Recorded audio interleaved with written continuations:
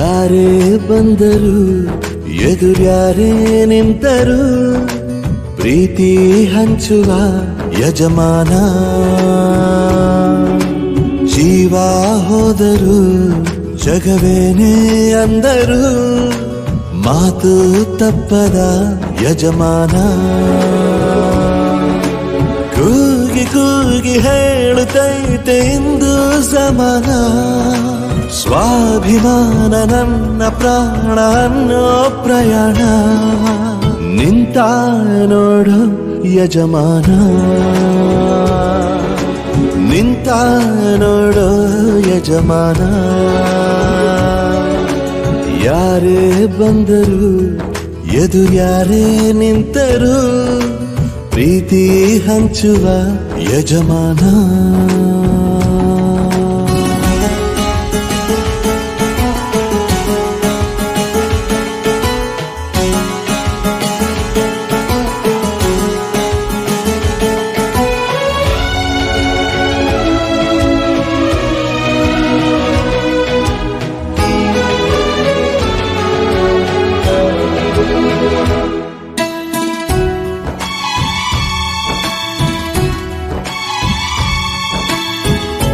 ಒಬ್ಬನೇ ಒಬ್ಬ ನಮಗೆಲ್ಲ ಒಬ್ಬನು ಯಾರ ಹೆತ್ತ ಮಗನೋ ನಮಗಾಗಿ ಬಂದನು ಮೇಲು ಕೀಳು ಗೊತ್ತೇ ಇಲ್ಲ ಬಡವನು ಗೆಳೆಯಾನೆ ಶ್ರೀಮಂತಿಕೆ ತಲೆ ಹತ್ತೇ ಇಲ್ಲ ಹತ್ತೂರ ಒಡೆಯಾನೆ ನಿನ್ನ ಹೆಸರು ನಿಂದೇ ಬೆವರು ತಾನು ಬೆಳೆದು ತನ್ನವರನ್ನು ಬೆಳೆಸೋ ಗುಣ ನೇರ ನುಡಿಗೆ ಸತ್ಯದೆಡೆಗೆ ಮಾಡಿದ ಪ್ರಮಾಣ ನಿಂತ ನೋಡು ಯಜಮಾನ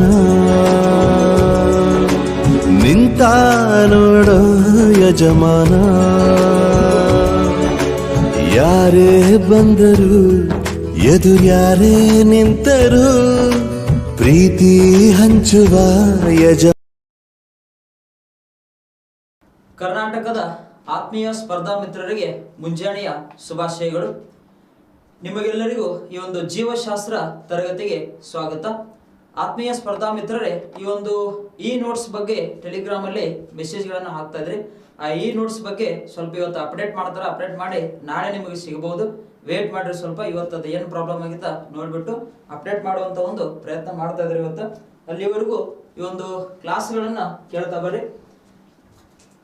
ನಿನ್ನೆ ಕ್ಲಾಸ್ ಅಲ್ಲಿ ನಾವು ವಿಟಮಿನ್ಸ್ ಬಗ್ಗೆ ಮಾಹಿತಿ ನೋಡ್ತಾ ಇದ್ದೀವಿ. ವಿಟಮಿನ್ಸ್ ಜೀವಸತ್ವಗಳು ವಿಟಮಿನ್ಸ್ ಅಂತ ಹೇಳಿ ಕರಿತೀವಿ. ಈ ಒಂದು ಜೀವಸತ್ವಗಳು ಈ ಒಂದು ಮಾನವನ ದೇಹಕ್ಕೆ ಒಂದು ಇಮ್ಯುನಿಟಿ ಪವರ್ ಅನ್ನ ಹೆಚ್ಚಿಸಲಿಕ್ಕೆ ಸಹಾಯವಾಗುತ್ತವೆ ಅಂತ ಹೇಳ್ಕೊಡ್ತಾ ಇದೀವಿ. ಅಂದರೆ ರೋಗಾಣುಗಳ ವಿರುದ್ಧ ಹೋರಾಡಿ ವ್ಯಕ್ತಿಗಳನ್ನ ರೋಗ ಮುಕ್ತರನ್ನಾಗಿಸುವ ಒಂದು ಕೆಲಸವನ್ನು ಮಾಡುವಂತಹ ಒಂದು ಕಾರ್ಯವನ್ನು ಮಾಡುತ್ತವೆ ಈ ಒಂದು ವಿಟಮಿನ್ಸ್ ಅಂತ ಹೇಳ್ತಾ ಇದೀವಿ, ಜೀವಸತ್ವಗಳು. ಇಲ್ಲಿ ಸಾಮಾನ್ಯವಾಗಿ ವಿಟಮಿನ್ಸ್ ಅಂತ ಹೇಳಿದಾಗ vitamin A, vitamin B, vitamin C, vitamin D, vitamin E ಮತ್ತು ವಿಟಮಿನ್ ಕೆ ಅಂತ ಹೇಳಿ ನೋಡ್ತಾ ಇದೀವಿ. ಇಲ್ಲಿ ವಿಟಮಿನ್ ಎ ಬಗ್ಗೆ ಮಾಹಿತಿ ಕಂಪ್ಲೀಟ್ ಆಗಿತ್ತು. ಅದೇ ರೀತಿ ವಿಟಮಿನ್ ಬಿ ಕಾಂಪ್ಲೆಕ್ಸ್ ಅನ್ನ ನೋಡ್ತಾ ಇದೀವಿ ನಾವು. ವಿಟಮಿನ್ ಬಿ ಕಾಂಪ್ಲೆಕ್ಸ್ ಅಲ್ಲಿ ವಿಟಮಿನ್ ಬಿ1 ಕಂಪ್ಲೀಟ್ ಆಗಿತ್ತು. ಅದೇ ರೀತಿ ವಿಟಮಿನ್ ಬಿ2 ಕಂಪ್ಲೀಟ್ ಆಗಿತ್ತು, ವಿಟಮಿನ್ ಬಿ3 ಕಂಪ್ಲೀಟ್ ಆಗಿತ್ತು, ಬಿ5 ನೋಡ್ರಿ, ಬಿ1 ಇಂದ ಬಿ12 ವಿಟಮಿನ್ಸ್ ಅಂತ ನೋಡ್ತಾ ಬಿ ಕಾಂಪ್ಲೆಕ್ಸ್.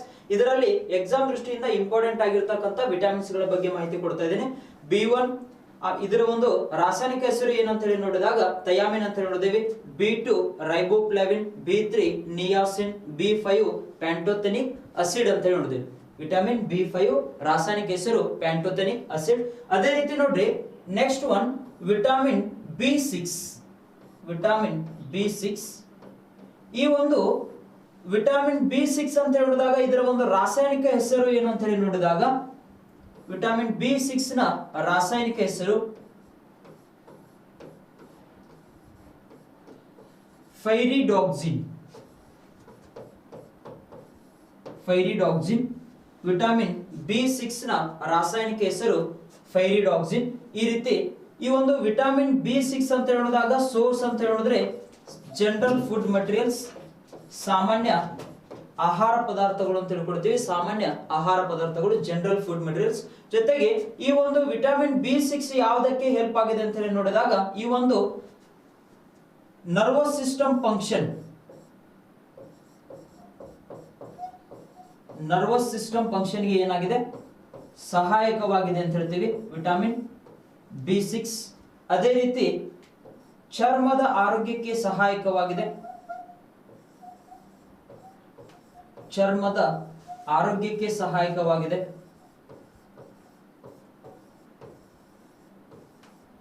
ಅದೇ ರೀತಿ ಈ ಒಂದು ತಾಯಿಯ ಗರ್ಭದಲ್ಲಿ ಬೆಳವಣಿಗೆ ಆಗ್ತಿರ್ತಕ್ಕಂಥ ಒಂದು ಮಗು, ಆ ಮಗುವಿನ ದೇಹದ ಅಂಗಗಳು ಬೆಳವಣಿಗೆ ಆಗ್ತಿರ್ತಾವ. ಇಲ್ಲಿ ಪ್ರಮುಖವಾಗಿ ಈ ಒಂದು ಬ್ರೈನ್ ಡೆವಲಪ್ಮೆಂಟ್ಗೆ ಸಹಾಯಕವಾಗಿದೆ ಯಾವುದು ವಿಟಮಿನ್ B6 ಅಂತ ಹೇಳ್ತಾ ಇದೀವಿ.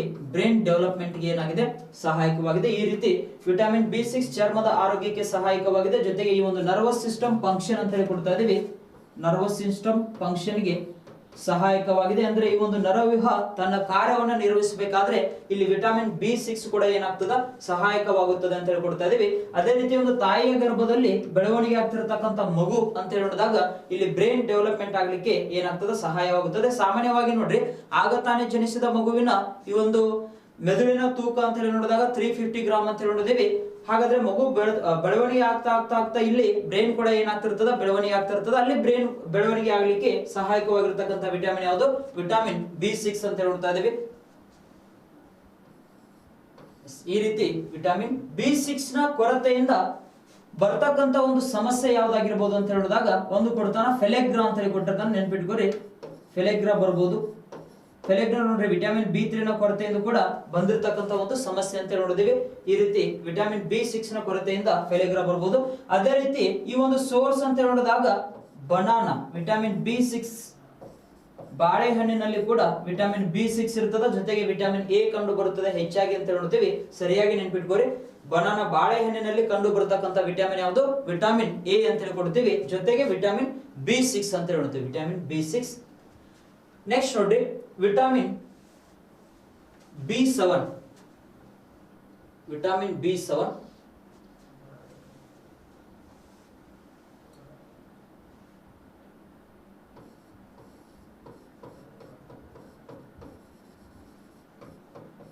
Vitamin B7. ಈ ವಿಟಮಿನ್ B7 ನ ರಾಸಾಯನಿಕ ಹೆಸರು, ವಿಟಮಿನ್ B7 ನ ರಾಸಾಯನಿಕ ಹೆಸರು ಬಯೋಟಿನ್. ಬಯೋಟಿನ್ ಇದು ವಿಟಮಿನ್ B7 ನ ಏನಾಗಿದೆ ರಾಸಾಯನಿಕ ಹೆಸರಾಗಿದೆ. ಸೋರ್ಸ್ ಅಂತ ಹೇಳಿದಾಗ general food materials. General food materials ಸಾಮಾನ್ಯ ಆಹಾರ ಪದಾರ್ಥಗಳು ಅಂದ್ರೆ ಧಾನ್ಯಗಳಾಗಿರಬಹುದು. ಅದೇ ರೀತಿ ಸೊಪ್ಪುಗಳು, ತರಕಾರಿಗಳು, ಫ್ರೂಟ್ಸ್ಗಳು, ಹಾಲು, ಮೊಸರು, ಮೊಟ್ಟೆ, ಮಾಂಸ, ಮೀನು, ಮೀನಿನ ಸೆಫಾಲಿನ್, ಈ ರೀತಿ ಆಹಾರ ಪದಾರ್ಥಗಳು ಅಂತ ಹೇಳ್ಕೊಡ್ತಾ ಇದೀವಿ. ಜನರಲ್ ಫುಡ್ ಮಟೀರಿಯಲ್ಸ್ ಸಾಮಾನ್ಯ ಆಹಾರ ಪದಾರ್ಥಗಳು. Chemical name of vitamin B7 is biotin. Next ನೋಡಿ, ಈ ಒಂದು ವಿಟಮಿನ್ B7 ಯಾವುದಕ್ಕೆ ಸಹಾಯಕವಾಗಿದೆ ಅಂತ ಹೇಳಿದಾಗ ಈ ಒಂದು ಸೇಮ್ ಇದು ಕೂಡ ವಿಟಮಿನ್ B6 ಮತ್ತು B7 ಅಂತ ಹೇಳಿದಾಗ ಇದು ಕೂಡ ಈ ಒಂದು ನ್ಯೂರಾನ್ಗಳು ತಮ್ಮ ಕಾರ್ಯವನ್ನು ನಿರ್ವಹಿಸಲು ಏನಾಗಿದೆ ಸಹಾಯಕವಾಗಿದೆ ಅಂತ ಹೇಳ್ತಾ ಇದೀವಿ. ನ್ಯೂರಾನ್ಗಳ ಫಂಕ್ಷನ್ಗೆ ಏನಾಗಿದೆ ಸಹಾಯಕವಾಗಿದೆ ಅಂತ ಹೇಳ್ತಾ ಇದೀವಿ. ನ್ಯೂರಾನ್ಗಳು ಆರೋಗ್ಯವಾಗಿರ್ಬೇಕಾದ್ರೆ ವಿಟಮಿನ್ B7 ಅಗತ್ಯವಾಗಿದೆ ಅಂತ ಹೇಳ್ಕೊಡ್ತಾ ಇದೀವಿ. ಅದೇ ರೀತಿ ಈ ಒಂದು DNA ಮತ್ತು RNAಗಳ ಆರೋಗ್ಯಕ್ಕೆ ಸಹಾಯಕವಾಗಿದೆ ಯಾವ ವಿಟಮಿನ್ B7 ಅಂತ ಹೇಳ್ಕೊಡ್ತಾ ಇದೀವಿ. ವಿಟಮಿನ್ B7 ನೋಡ್ರಿ ಹೆಚ್ಚಾಗಿ ಇಲ್ಲಿ B7 B6 ಅಂತ ಹೇಳಿದಾಗ ಹೆಚ್ಚಾಗಿ ನಮ್ಮ ಕೆಮಿಕಲ್ ನೇಮ್ ಇಂಪಾರ್ಟೆಂಟ್ ಆಗಿರ್ತದ. ಸರಿಯಾಗಿ ನೆನ್ಪಿಟ್ಕೋರಿ. ವಿಟಮಿನ್ B7 ರಾಸಾಯನಿಕ ಹೆಸರು ಬಯೋಟಿನ್ ಅಂತ ಹೇಳ್ತೇವೆ, ಬಯೋಟಿನ್. ಅದೇ ರೀತಿ number 7 vitamin B9. Vitamin B9 ಈ ಒಂದು ವಿಟಮಿನ್ B9 ನ ರಾಸಾಯನಿಕ ಹೆಸರು ಏನು ಅಂತ ಹೇಳಿ ಕೇಳಿದ್ರೆ chemical name of vitamin B9 is folate or folic acids. Folate or folic acid ಇದು ವಿಟಮಿನ್ B9 ನ ಏನಾಗಿದೆ ರಾಸಾಯನಿಕ ಹೆಸರಾಗಿದೆ ಅಂತ ಹೇಳ್ತಾ ಇದೀವಿ. Chemical name of vitamin B9 is folate ಅಂತ ಹೇಳಿ ಕೊಟ್ಟಿರ್ಬೋದು, ಇಲ್ಲಾಂದ್ರ ಫಾಲಿಕ್ ಆಸಿಡ್ ಅಂತ ಹೇಳಿ ಕೊಟ್ಟಿರ್ತಾನೆ, ನೆನ್ಪಿಟ್ಕೋರಿ. ಇಲ್ಲಿ ನೋಡ್ರಿ ಇನ್ನೊಂದು ಏನಂತ ಹೇಳಿದಾಗ ವಿಟಮಿನ್ B3 ಅಂತ ಹೇಳಿದ್ರೆ ವಿಟಮಿನ್ B3 ನ ರಾಸಾಯನಿಕ ಹೆಸರು ನಿಯಾಸಿನ್ ಅಂತ ಹೇಳಿ ಕೊಟ್ಟಿದ್ದೀವಿ, ಅಥವಾ ನಿಕೋಟಿಕ್ ಆಸಿಡ್ ಅಂತ ಹೇಳಿ ಕೊಡಬಹುದು. ನಿಕೋಟಿಕ್ ಆಸಿಡ್ ಅಂತ ಹೇಳಿ ಕೊಟ್ಟಿರ್ತಾನ, ನೆನ್ಪಿಟ್ಕೋರಿ. ಇಲ್ಲಿ ಫಾಲೇಟ್ ಆರ್ ಫಾಲಿಕ್ ಆಸಿಡ್ ಅಂತ ಹೇಳಿ ಇರ್ತದೆ.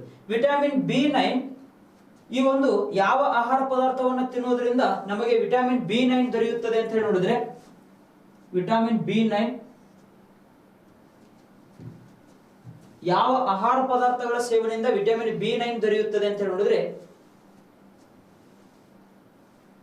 ಸೋರ್ಸ್ ಜನರಲ್ ಫುಡ್ ಮೆಟೀರಿಯಲ್, ಜೊತೆಗೆ ಹೆಚ್ಚಾಗಿ ನಾರು ಪದಾರ್ಥಗಳ ಸೇವನೆ ಮಾಡಬೇಕು. ನಾರು ಪದಾರ್ಥಗಳ ಸೇವನೆ ಮಾಡುವುದರಿಂದ ಮಾನವನ ದೇಹಕ್ಕೆ ದೊರೆಯುವಂತ ಒಂದು ವಿಟಮಿನ್ ಯಾವುದು ಅಂತ ಹೇಳಿದ್ರೆ ವಿಟಮಿನ್ B9 ಅಂತ ಹೇಳಿ ಕೊಡ್ತಾ ಇದೀವಿ. ಅಂದರೆ ಈ ಒಂದು ವಿಟಮಿನ್ B9 ನಾರು ಪದಾರ್ಥಗಳು ಅಂತ ಹೇಳಿ ಅಬ್ಸರ್ವ್ ಮಾಡ್ತಾ ಇದೀವಿ. ಅಂದ್ರೆ ಯಾವುದರ ಆರೋಗ್ಯಕ್ಕೆ ಸಹಾಯಕವಾಗಿದೆ ವಿಟಮಿನ್ B9 ಅಂತ ಹೇಳಿ ನೋಡಿದಾಗ ಇದು ಜಠರದ ಆರೋಗ್ಯಕ್ಕೆ ಸಹಾಯಕವಾಗಿದೆ. ಜಠರದ ಆರೋಗ್ಯಕ್ಕೆ ಏನಾಗಿದೆ, ಸಹಾಯಕವಾಗಿದೆ. ಜಠರದ ಆರೋಗ್ಯಕ್ಕೆ ಸಹಾಯಕವಾಗಿರತಕ್ಕಂತ ವಿಟಮಿನ್ B9 ಅಂತ ಹೇಳಿ ಕೊಡ್ತಾ ಇದೀವಿ. ಅಂದ್ರೆ ನಾರು ಪದಾರ್ಥಗಳನ್ನ ಸೇವನೆ ಮಾಡುವುದರಿಂದ ಮಾನವನ ದೇಹದಲ್ಲಿ ನೀರಿನ ಪ್ರಮಾಣ ಕರೆಕ್ಟ್ ಆಗಿರ್ತದೆ ಅಂತ ಅರ್ಥ. ಇಲ್ಲಿ ನೀರಿನ ಪ್ರಮಾಣ ಚೆನ್ನಾಗಿತ್ತು ಅಂತ ತಿಳ್ಕೊಳ್ಳಿ, ಜಠರಕ್ಕೆ ಸಂಬಂಧಪಟ್ಟ ಸಮಸ್ಯೆಗಳು ಹೆಚ್ಚಾಗಿ ಬರುವುದಿಲ್ಲ ಅಂತ ಹೇಳ್ತಾ ಇದೀವಿ. ಈ ರೀತಿ ವಿಟಮಿನ್ B9 ಜಠರದ ಆರೋಗ್ಯಕ್ಕೆ ಏನಾಗಿದೆ, ಸಹಾಯಕವಾಗಿದೆ. ಅದೇ ರೀತಿ ಈ ಒಂದು ಕೆಂಪು ರಕ್ತ ಕಣಗಳ ಉತ್ಪಾದನೆಗೆ ಕೂಡ ಏನಾಗಿದೆ, ಸಹಾಯಕವಾಗಿದೆ. ಕೆಂಪು ರಕ್ತ ಕಣಗಳ ಉತ್ಪಾದನೆಗೆ ಸಹಾಯಕವಾಗಿದೆ. ಈ ರೀತಿ ವಿಟಮಿನ್ B9 ನ ಬಗ್ಗೆ ಒಂದು ಮಾಹಿತಿ. Chemical name folate or folic acid. ನಾರು ಪದಾರ್ಥಗಳನ್ನು ಹೆಚ್ಚಾಗಿ ಸೇವನೆ ಮಾಡುವುದರಿಂದ ವಿಟಮಿನ್ B9 ದೊರೆಯುತ್ತದೆ. B9 ಯಾವುದಕ್ಕೆ ಸಹಾಯಕವಾಗಿದೆ ಅಂತ ಹೇಳಿದಾಗ ಜಠರದ ಆರೋಗ್ಯಕ್ಕೆ ಅಥವಾ ಈ ಒಂದು RBC ಕಣಗಳ ಉತ್ಪಾದನೆಗೆ ಏನಾಗಿದೆ, ಸಹಾಯಕವಾಗಿದೆ. ನಂಬರ್ 8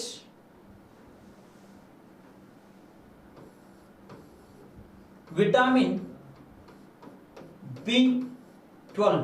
ವಿಟಮಿನ್ B12 ಈ ಒಂದು ವಿಟಮಿನ್ B12 ಅಂತ ಹೇಳಿ ನೋಡಿದಾಗ ಇದರ ರಾಸಾಯನಿಕ ಹೆಸರು ಏನಂತ ಹೇಳಿ ಕೇಳಿದ್ರೆ, chemical name of vitamin B12 is cyanocobalamin. Cyanocobalamin ಇದು ವಿಟಮಿನ್ B12 ನ ಏನಾಗಿದೆ, ರಾಸಾಯನಿಕ ಹೆಸರಾಗಿದೆ ಅಂತ ಹೇಳ್ತಾ ಇದೀವಿ. ವಿಟಮಿನ್ B12 ನ ರಾಸಾಯನಿಕ ಹೆಸರು ಸಯಾನೋಕೋಬಾಲ್ಮಿನ್. ಇಲ್ಲಿ ಅಬ್ಸರ್ವ್ ಮಾಡಿ, ಈ ಒಂದು ವಿಟಮಿನ್ B12 ನಲ್ಲಿ ಕಂಡು ಬರ್ತಕ್ಕಂತಹ ಒಂದು ಮೂಲ ವಸ್ತು ಯಾವುದು ಅಂತ ಹೇಳಿ ಕೇಳಿದರೆ, ವಿಟಮಿನ್ B12 ಅಲ್ಲಿ ಕಂಡು ಬರ್ತಕ್ಕಂತಹ ಒಂದು ಮೂಲ ವಸ್ತು ಎಲಿಮೆಂಟ್ ಯಾವ್ದಾಗಿರಬಹುದು ಅಂತ ಹೇಳಿ ನೋಡಿದ್ರೆ, ಹೆಸರಲ್ಲಿ ನೋಡ್ರಿ chemical name of vitamin B12 is cyanocobalamin. ಈ ಒಂದು B12 ಅಲ್ಲಿ ಕಂಡು ಬರ್ತಕ್ಕಂತಹ ಮೂಲ ವಸ್ತು ಯಾವುದು ಅಂತ ಹೇಳಿ ಕೇಳಿದ್ರೆ ಕೋಬಾಲ್ಟ್. ಕೋಬಾಲ್ಟ್ ವಿಟಮಿನ್ B12 ಅಲ್ಲಿ ಕಂಡು ಬರ್ತಕ್ಕಂತಹ ಮೂಲ ವಸ್ತು ಯಾವುದು, ಕೋಬಾಲ್ಟ್ ಅಂತ ಹೇಳಿ ಕೊಡ್ತಾ ಇದೀವಿ. ಹಾಗಾದ್ರೆ ಈ ಒಂದು ವಿಟಮಿನ್ B12 ನಾವು ಯಾವ ಆಹಾರ ಪದಾರ್ಥಗಳ ಸೇವನೆ ಮಾಡುವುದರಿಂದ ದೊರೆಯುತ್ತದೆ ಅಂತ ಹೇಳಿದ್ರೆ ಸೋರ್ಸ್ ಅಂತ ಹೇಳಿ ಕೊಡ್ತಾ ಇದೀವಿ, ಸಾಮಾನ್ಯ ಆಹಾರ ಪದಾರ್ಥಗಳು ಜನರಲ್ ಫುಡ್ ಮೆಟೀರಿಯಲ್ಸ್. ಜೊತೆಗೆ ಈ ಒಂದು ಅತಿ ಹೆಚ್ಚು ಕಬ್ಬಿನಾಂಶ ಇರುವ, ಐರನ್ ಪ್ರಮಾಣವಿರುವ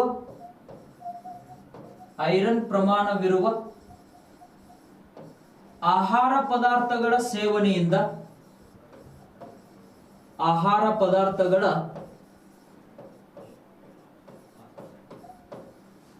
ಮಾನವನ ದೇಹಕ್ಕೆ ಯಾವ ವಿಟಮಿನ್ ದೊರೆಯುತ್ತದೆ ಅಂತ ಹೇಳಿ ನೋಡಿದ್ರೆ ವಿಟಮಿನ್ B12 ಅಂತ ಹೇಳಿ ಕೊಡ್ತಾ ಇದೀವಿ. ಐರನ್ ಪ್ರಮಾಣವಿರತಕ್ಕಂತಹ ಆಹಾರ ಪದಾರ್ಥಗಳನ್ನ ಸೇವನೆ ಮಾಡುವುದರಿಂದ ಮಾನವನ ದೇಹಕ್ಕೆ ವಿಟಮಿನ್ B12 ದೊರೆಯುತ್ತದೆ. ಅಂದರೆ ಈ ಒಂದು ವಿಟಮಿನ್ B12 ಅಂತ ಹೇಳಿ ನೋಡಿದಾಗ ಈ ಒಂದು ಐರನ್ ಕಂಟೆಂಟ್ ಇರತಕ್ಕಂತ ಆಹಾರ ಪದಾರ್ಥಗಳನ್ನ ಸೇವನೆ ಮಾಡುವುದರಿಂದ ಇಲ್ಲಿ ಕೂಡ ಏನಾಗ್ತದೆ ಅಂತ ಹೇಳಿ ನೋಡಿದಾಗ ಕೆಂಪು ರಕ್ತ ಕಣಗಳ ಸಂಖ್ಯೆ ಏನಾಗುತ್ತದೆ, ಹೆಚ್ಚಾಗುತ್ತದೆ. ಕೆಂಪು ರಕ್ತ ಕಣಗಳ ಸಂಖ್ಯೆ ಹೆಚ್ಚಾಗುತ್ತದೆ.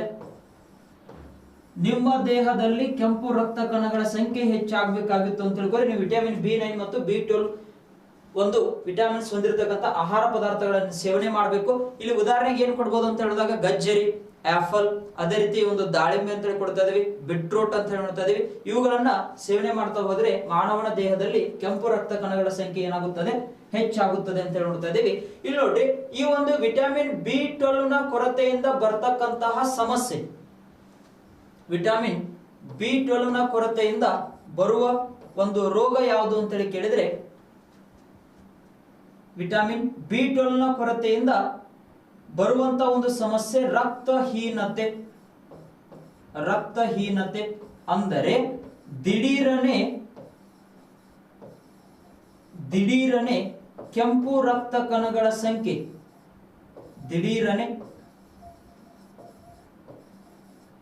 ಕೆಂಪು ರಕ್ತ ಕಣಗಳ ಸಂಖ್ಯೆ ಏನಾಗುತ್ತದೆ? ಕಡಿಮೆಯಾಗುತ್ತದೆ. ಪ್ರಶ್ನೆ ಬಂದದಿದು ಇಂಪಾರ್ಟೆಂಟ್ ಆಗ್ತದ. ದಿಢೀರನೆ ಕೆಂಪು ರಕ್ತ ಕಣಗಳ ಸಂಖ್ಯೆ ಕಡಿಮೆಯಾಗುತ್ತದೆ. ಇಲ್ಲಿ ನೋಡ್ರಿ, ಈ ಒಂದು ಪ್ರಶ್ನೆ ಎಲ್ಲಿ ಬಂದಿತ್ತು ಅಂತ ಹೇಳಿ ನೋಡಿದಾಗ ಫಸ್ಟ್ ಡಿವಿಷನ್ ಅಸಿಸ್ಟೆಂಟ್ ಎಕ್ಸಾಮಿನೇಷನ್ 2015 2015ರ ಈ ಒಂದು FDA ಪ್ರಶ್ನೆ ಪತ್ರಿಕೆಯಲ್ಲಿ ಒಂದು ಕ್ವಶನ್ ಬಂದಿತ್ತು. ದಿಢೀರನೆ ಕೆಂಪು ರಕ್ತ ಕಣಗಳ ಸಂಖ್ಯೆ ಯಾವ ವಿಟಮಿನ್ ಅಂತ ಕೊರತೆಯಿಂದ ಉಂಟಾಗುತ್ತದೆ ಅಂತ ಹೇಳಿ ಪ್ರಶ್ನೆ ಕೇಳಿದ್ದ. ಇಲ್ಲಿ ವಿಟಮಿನ್ ಬಿ12 ನ ಕೊರತೆಯಿಂದ ಮಾನವನ ದೇಹದಲ್ಲಿ ದಿಢೀರನೆ ಕೆಂಪು ರಕ್ತ ಕಣಗಳ ಸಂಖ್ಯೆ ಏನಾಗುತ್ತದೆ? ಕಡಿಮೆಯಾಗುತ್ತದೆ. ಇದನ್ನೇ ನಾವು ಏನ್ ಹೇಳ್ಬಹುದು? ರಕ್ತಹೀನತೆ ಅಂತ ಹೇಳಿ ಕೊಡಬಹುದು, ಅಥವಾ ಅನೇಮಿಯಾ ಅಂತ ಹೇಳಿ ಕರಿತೀವಿ. ನಾವು ಏನಂತ ಹೇಳ್ತೀವಿ? ಅನೇಮಿಯಾ ಸಮಸ್ಯೆ ಅಂತ ಹೇಳಿ ಕೊಡ್ತಾ ಇದೀವಿ, ರಕ್ತಹೀನತೆ. ಈ ಒಂದು ಕೆಂಪು ರಕ್ತ ಕಣಗಳ ಸಂಖ್ಯೆ ದೇಹದಲ್ಲಿ ಕಡಿಮೆಯಾಗುವುದರಿಂದ ರೋಗದ ಲಕ್ಷಣ ಏನಪ್ಪಾ ಅಂತ ಹೇಳಿ ನೋಡಿದ್ರೆ, ದೇಹದಲ್ಲಿ ಈ ಒಂದು ಆಮ್ಲಜನಕದ ಪ್ರಮಾಣ ಏನಾಗುತ್ತದೆ? ಕಡಿಮೆಯಾಗುತ್ತದೆ. ದೇಹದಲ್ಲಿ ಐರನ್ ನ ಪ್ರಮಾಣ ಏನಾಗುತ್ತದೆ? ಕಡಿಮೆಯಾಗುತ್ತದೆ ಅಂತ ಹೇಳ್ತಾ ಇದೀವಿ. ಜೊತೆಗೆ ಅಶಕ್ತತೆ ಉಂಟಾಗುತ್ತದೆ, ಶಕ್ತಿ ಇಲ್ಲದಂಗ ಆಗ್ತಿರ್ತದೆ ವ್ಯಕ್ತಿಗಳಲ್ಲಿ. ಇಲ್ಲಿ ಮಾನವನ ದೇಹ ಆರೋಗ್ಯವಾಗಿರ್ಬೇಕಾಗಿತ್ತು ಅಂತ ನೋಡಿದಾಗ ಇಲ್ಲಿ ಪ್ರಮುಖವಾಗಿ ಎನರ್ಜೆಟಿಕ್ ಆಗಿರ್ಬೇಕಾಗಿತ್ತು ಅಂತ ಹೇಳಿದಾಗ ಕೆಂಪು ರಕ್ತ ಕಣಗಳ ಸಂಖ್ಯೆ ಏನಾಗಿರ್ಬೇಕು? ಹೆಚ್ಚಾಗಿರ್ಬೇಕು ಅಂತ ಹೇಳ್ತಾ ಇದೀವಿ. ಈ ರೀತಿ ವಿಟಮಿನ್ ಬಿ12 ನೋಡ್ರಿ, ಐರನ್ ಕಂಟೆಂಟ್ ಇರತಕ್ಕಂತ ಆಹಾರ ಪದಾರ್ಥಗಳ ಸೇವನೆ ಮಾಡುವುದರಿಂದ ಕೆಂಪು ರಕ್ತ ಕಣಗಳ ಸಂಖ್ಯೆ ದೇಹದಲ್ಲಿ ಏನಾಗ್ತದ? ಹೆಚ್ಚಾಗುತ್ತದೆ. ನೆನ್ಪಿಟ್ಕೋರಿ, ಈ ರೀತಿ ವಿಟಮಿನ್ ಬಿ12 ರಾಸಾಯನಿಕ ಹೆಸರು ಸಯಾನೋ ಕೋಬಾಲ್ಮಿನ್. ಎಲಿಮೆಂಟ್ ಕಂಡು ಬರ್ತಕ್ಕಂಥ ಮೂಲ ವಸ್ತು ಕೋಬಾಲ್ಟ್ ಅಂತ ಹೇಳಿ ಕೊಡ್ತಾ ಇದೀವಿ. ರೋಗ ಇಂಪಾರ್ಟೆಂಟ್ ಆಗ್ತದೆ. ವಿಟಮಿನ್ ಬಿ12 ನ ಕೊರತೆಯಿಂದ ರಕ್ತಹೀನತೆ ಉಂಟಾಗುತ್ತದೆ, ಅನೇಮಿಯಾ ಅಂತ ಹೇಳಿ ಕರಿತೀವಿ. ದಿಢೀರನೆ ಕೆಂಪು ರಕ್ತ ಕಣಗಳ ಸಂಖ್ಯೆ ಏನಾಗುತ್ತದೆ? ಕಡಿಮೆಯಾಗುತ್ತದೆ. ಇಲ್ಲಿಗೆ ಈ ಒಂದು ವಿಟಮಿನ್ ಬಿ ಕಾಂಪ್ಲೆಕ್ಸ್ ಬಗ್ಗೆ ಮಾಹಿತಿ ಕಂಪ್ಲೀಟ್ ಆಯ್ತು. ಇದರಲ್ಲಿ ಇಂಪಾರ್ಟೆಂಟ್ ಆಗಿರತಕ್ಕಂತ ಎಲ್ಲ ವಿಟಮಿನ್ಸ್ ಗಳ ಬಗ್ಗೆ ಮಾಹಿತಿ ಕೊಟ್ಟಿದ್ದೀನಿ. ನೆಕ್ಸ್ಟ್ ನೋಡ್ರಿ, number 3 vitamin C. Vitamin A complete ಆಯ್ತು, ವಿಟಮಿನ್ ಬಿ ಕಂಪ್ಲೀಟ್ ಆಯ್ತು. ನೆಕ್ಸ್ಟ್ ನೋಡ್ರಿ, ವಿಟಮಿನ್ ಸಿ ಅಂತ ಹೇಳಿ ನೋಡ್ತಾ ಇದೀವಿ. ಜೀವಸತ್ವ ಸಿ, ವಿಟಮಿನ್ ಸಿ. ಈ ಒಂದು ವಿಟಮಿನ್ ಸಿ ನ ರಾಸಾಯನಿಕ ಹೆಸರು ಏನಂತ ಹೇಳಿ ನೋಡಿದಾಗ, chemical name of vitamin C is ascorbic acid.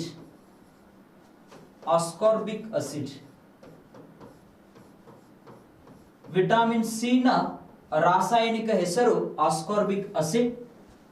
ಈ ಒಂದು ವಿಟಮಿನ್ ಸಿ ಅಂತ ಹೇಳಿ ನೋಡಿದಾಗ ಸೋರ್ಸ್ ಜನರಲ್ ಫುಡ್ ಮಟೀರಿಯಲ್ಸ್, ಸಾಮಾನ್ಯ ಆಹಾರ ಪದಾರ್ಥಗಳು. ಅದೇ ರೀತಿ ವಿಟಮಿನ್ ಸಿ ಅಂತ ಹೇಳಿ ನೋಡಿದಾಗ ಹೆಚ್ಚಾಗಿ ಲೆಮನ್, ಆರೆಂಜ್ ಗಳ ತಿನ್ನುವುದರಿಂದ ಮಾನವನ ದೇಹಕ್ಕೆ ಹೆಚ್ಚಾಗಿ ಯಾವ ವಿಟಮಿನ್ ದೊರೆಯುತ್ತದೆ? ವಿಟಮಿನ್ ಸಿ ದೊರೆಯುತ್ತದೆ ಅಂತ ಹೇಳ್ತಾ ಇದ್ದೀವಿ. Lemon, orange. ಅದೇ ರೀತಿ ಮೆಣಸಿನಕಾಯಿ, ಚಿಲ್ಲಿ ತಿನ್ನೋದ್ರಿಂದ ನೋಡ್ರಿ, ಮೆಣಸಿನಕಾಯಿ ತಿನ್ನೋದ್ರಿಂದ ಮಾನವನ ದೇಹಕ್ಕೆ ಯಾವ ವಿಟಮಿನ್ ದೊರೆಯುತ್ತದಪ್ಪ ಅಂತ ಹೇಳಿದಾಗ ವಿಟಮಿನ್ ಸಿ ಹೆಚ್ಚಾಗಿ ದೊರೆಯುತ್ತದೆ. ಇಲ್ಲಿ ವಿಟಮಿನ್ ಸಿ ಅಂತ ಹೇಳಿದಾಗ ಮೆಣಸಿನಕಾಯಿ ಅಂತ ಚಿಲ್ಲಿ ಅಂತ ಹೇಳಿ ಕೊಡ್ತಾ ಇದೀವಿ. ಇದನ್ನ ಸೇವನೆ ಮಾಡೋದ್ರಿಂದ, ಮೆಣಸಿನಕಾಯಿಯನ್ನ ಸೇವನೆ ಮಾಡೋದ್ರಿಂದ ಮಾನವನ ರಕ್ತ ಏನಾಗುತ್ತದೆ? ತೆಳುವಾಗುತ್ತದೆ.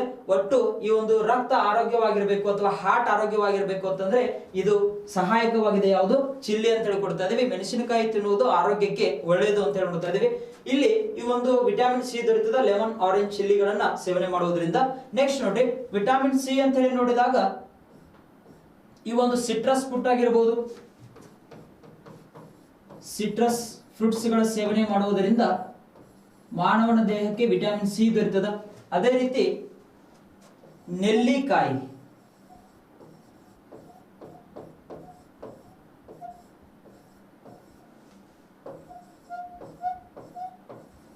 ಗೋಸ್ಬೆರಿ, ನೆಲ್ಲಿಕಾಯಿ ಅಂತ ಹೇಳಿ ಕೊಡ್ತದೆ. ನೆಲ್ಲಿಕಾಯಿಯಲ್ಲಿ ಯಾವ ವಿಟಮಿನ್ ಕಂಡು ಬರುತ್ತದೆ ಅಂತ ಹೇಳಿ ಪ್ರಶ್ನೆ ಕೇಳಿದ್ರೆ ವಿಟಮಿನ್ ಸಿ ಕಂಡು ಬರುತ್ತದೆ ಅಂತ ಹೇಳಿ ನೋಡ್ತಾ ಇದೀವಿ. ವಿಟಮಿನ್ ಸಿ ನೆಲ್ಲಿಕಾಯಿಯಲ್ಲಿ ಕಂಡು ಬರತಕ್ಕಂತ ವಿಟಮಿನ್ ಯಾವುದು? Vitamin C. ನೋಡ್ರಿ, ನೆಲ್ಲಿಕಾಯಿ ಗೋಸ್ಬೆರಿ ಅಂತ ಹೇಳಿ ನೋಡ್ತಾ ಇದೀವಿ. ಇದರಲ್ಲಿ ಹೆಚ್ಚಾಗಿ ವಿಟಮಿನ್ ಸಿ ಕಂಡು ಬರ್ತದೆ. ಹೆಚ್ಚಾಗಿ ವಿಟಮಿನ್ ಸಿ ಎಲ್ಲಿ ಕಂಡು ಬರ್ತದೆ? ನೆಲ್ಲಿಕಾಯಿಗಳಲ್ಲಿ. ಅದಕ್ಕಾಗಿ ಈ ಒಂದು ನೆಲ್ಲಿಕಾಯಿಯನ್ನ ಏನೆಂದು ಕರೆಯುತ್ತೇವೆ ಅಂತ ಹೇಳಿ ನೋಡಿದಾಗ ಇದನ್ನ ಕಿಂಗ್ ಆಫ್ ವಿಟಮಿನ್ ಸಿ ಅಂತ ಹೇಳ್ತೀವಿ ನಾವು. King of vitamin C, king of vitamin C.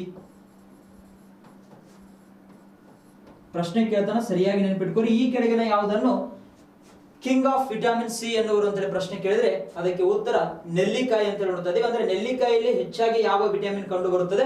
Vitamin C ಕಂಡು ಬರುತ್ತದೆ. ವಿಟಮಿನ್ ಸಿ ನ ರಾಸಾಯನಿಕ ಹೆಸರು ಆಸ್ಕಾರ್ಬಿಕ್ ಆಸಿಡ್. ಹೆಚ್ಚಾಗಿ ಲೆಮನ್, ಆರೆಂಜ್, ನೆಲ್ಲಿಕಾಯಿ, ಚಿಲ್ಲಿ ಆಮೇಲೆ ಸಿಟ್ರಸ್ ಫ್ರೂಟ್ ಗಳಲ್ಲಿ ಹೆಚ್ಚಾಗಿ ಕಂಡು ಬರ್ತದ. ಮತ್ತೆ ಎಲ್ಲಿ ಕಂಡು ಬರ್ತದ ಅಂತ ಹೇಳಿ ನೋಡಿದಾಗ ವಿಟಮಿನ್ ಸಿ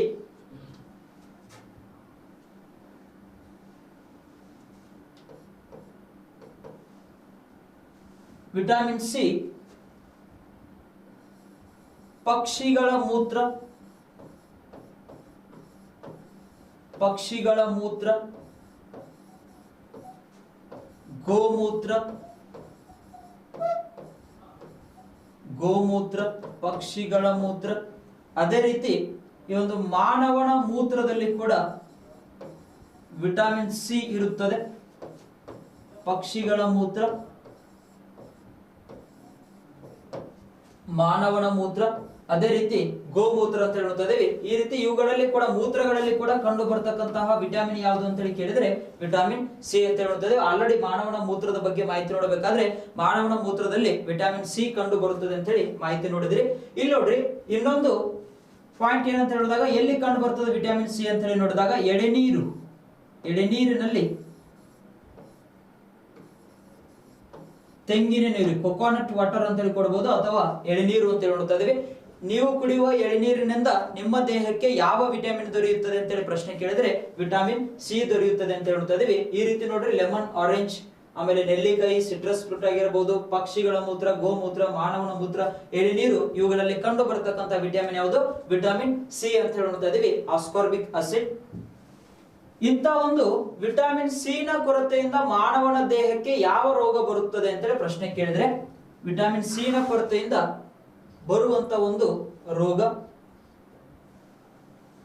ವಿಟಮಿನ್ ಸಿ ನ ಕೊರತೆಯಿಂದ ಬರತಕ್ಕಂತಹ ರೋಗ ಸ್ಕರ್ವಿ. ಸ್ಕರ್ವಿ, ಸ್ಕರ್ವಿ ಅಂತಕ್ಕಂಥ ಒಂದು ಡಿಸೀಸ್ ಯಾವ ವಿಟಮಿನ್ ನ ಕೊರತೆಯಿಂದ ಬರುತ್ತದೆ? ಇದು ವಿಟಮಿನ್ ಸಿ ನ ಕೊರತೆಯಿಂದ ಬರುವಂತ ಒಂದು ಸಮಸ್ಯೆಯಾಗಿದೆ. ಇಲ್ಲಿ ನೋಡಿ, ಈ ಒಂದು ಸ್ಕರ್ವಿ ರೋಗದ ಲಕ್ಷಣ ಏನಪ್ಪಾ ಅಂತ ಹೇಳಿ ನೋಡಿದಾಗ ಒಸಡುಗಳಲ್ಲಿ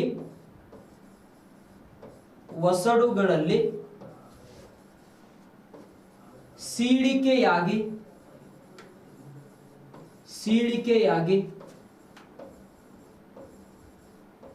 ರಕ್ತಸ್ರವಿಕೆಯಾಗುತ್ತದೆ.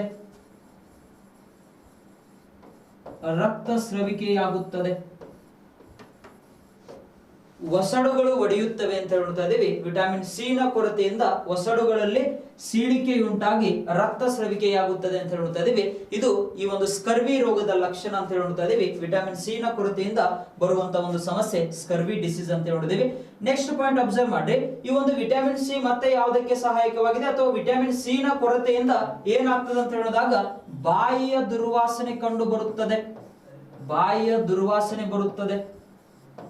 ಗೊತ್ತಿರಬೇಕು, ಯಾರ ಬಾಯಿಯ ದುರ್ವಾಸನೆ ಬರ್ತಾ ಇರ್ತದಲ್ಲ ಅವರ ದೇಹದಲ್ಲಿ ಒಂದು ವಿಟಮಿನ್ ಸಿ ಏನಾಗಿದೆ? ಕಡಿಮೆಯಾಗಿದೆ ಎಂದರ್ಥ. ಈ ರೀತಿ ಒಂದು ಒಸಡುಗಳಲ್ಲಿ ಸೀಳಿಕೆಯಾಗಿ ರಕ್ತಸ್ರಾವಿಕೆ ಆಗ್ತದೆ, ಬಾಯಿಯ ದುರ್ವಾಸನೆ ಕಂಡು ಬರುತ್ತದೆ. ಇದು ಯಾವುದರ ಕೊರತೆಯಿಂದ ಅಂತ ಹೇಳಿ ನೋಡಿದಾಗ ವಿಟಮಿನ್ ಸಿ ನ ಕೊರತೆಯಿಂದ ಬರುವಂತ ಒಂದು ಸಮಸ್ಯೆ ಸ್ಕರ್ವಿ ಡಿಸೀಸ್ ಅಂತ ಹೇಳಿ ಕೊಡ್ತಾ ಇದೀವಿ. Scurvy disease ನೆನ್ಪಿಟ್ಕೋರಿ. ನೆಕ್ಸ್ಟ್ ನೋಡ್ರಿ, ಇಲ್ಲಿಗೆ ಈ ಒಂದು ವಿಟಮಿನ್ ಸಿ ನ ಬಗ್ಗೆ ಮಾಹಿತಿ ಕಂಪ್ಲೀಟ್ ಆಯ್ತು. ಸರಿಯಾಗಿ ಪಾಯಿಂಟ್ಸ್ ಗಳನ್ನ ನೆನ್ಪಿಟ್ಕೋರಿ. ಎಕ್ಸಾಮ್ ದೃಷ್ಟಿಯಿಂದ ವಿಟಮಿನ್ಸ್ ಇಂಪಾರ್ಟೆಂಟ್ ಆಗ್ತದೆ, ಜೀವಸತ್ವಗಳು. Next vitamin D, number 4 vitamin D. Vitamin D ನ ರಾಸಾಯನಿಕ ಹೆಸರು, chemical name of vitamin D is calciferol. Calciferol.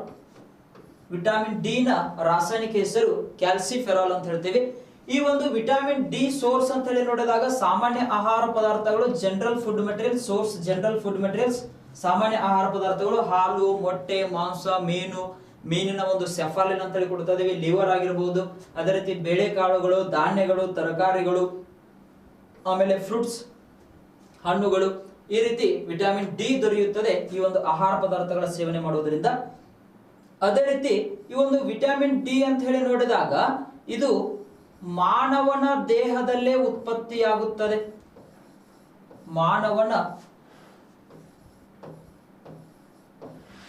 ದೇಹದಲ್ಲೇ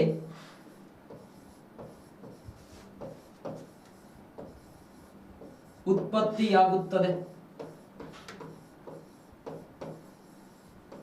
ಮಾನವನ ದೇಹದಲ್ಲಿ ಉತ್ಪತ್ತಿಯಾಗಿರ್ತಕ್ಕಂಥ ಒಂದು ವಿಟಮಿನ್ ಯಾವುದು? ವಿಟಮಿನ್ ಡಿ ಅಂತ ಹೇಳಿ ಕೊಡ್ತದೆ. ಒಟ್ಟು ಮಾನವನ ದೇಹದಲ್ಲಿ 2 ವಿಟಮಿನ್ಸ್ ಗಳು ಉತ್ಪಾದನೆಯಾಗುತ್ತವೆ, ಒಂದು ವಿಟಮಿನ್ ಕೆ ಮತ್ತು ಇನ್ನೊಂದು ವಿಟಮಿನ್ ಡಿ ಅಂತ ಹೇಳಿ ನೆನ್ಪಿಟ್ಕೊಳ್ಳಿ.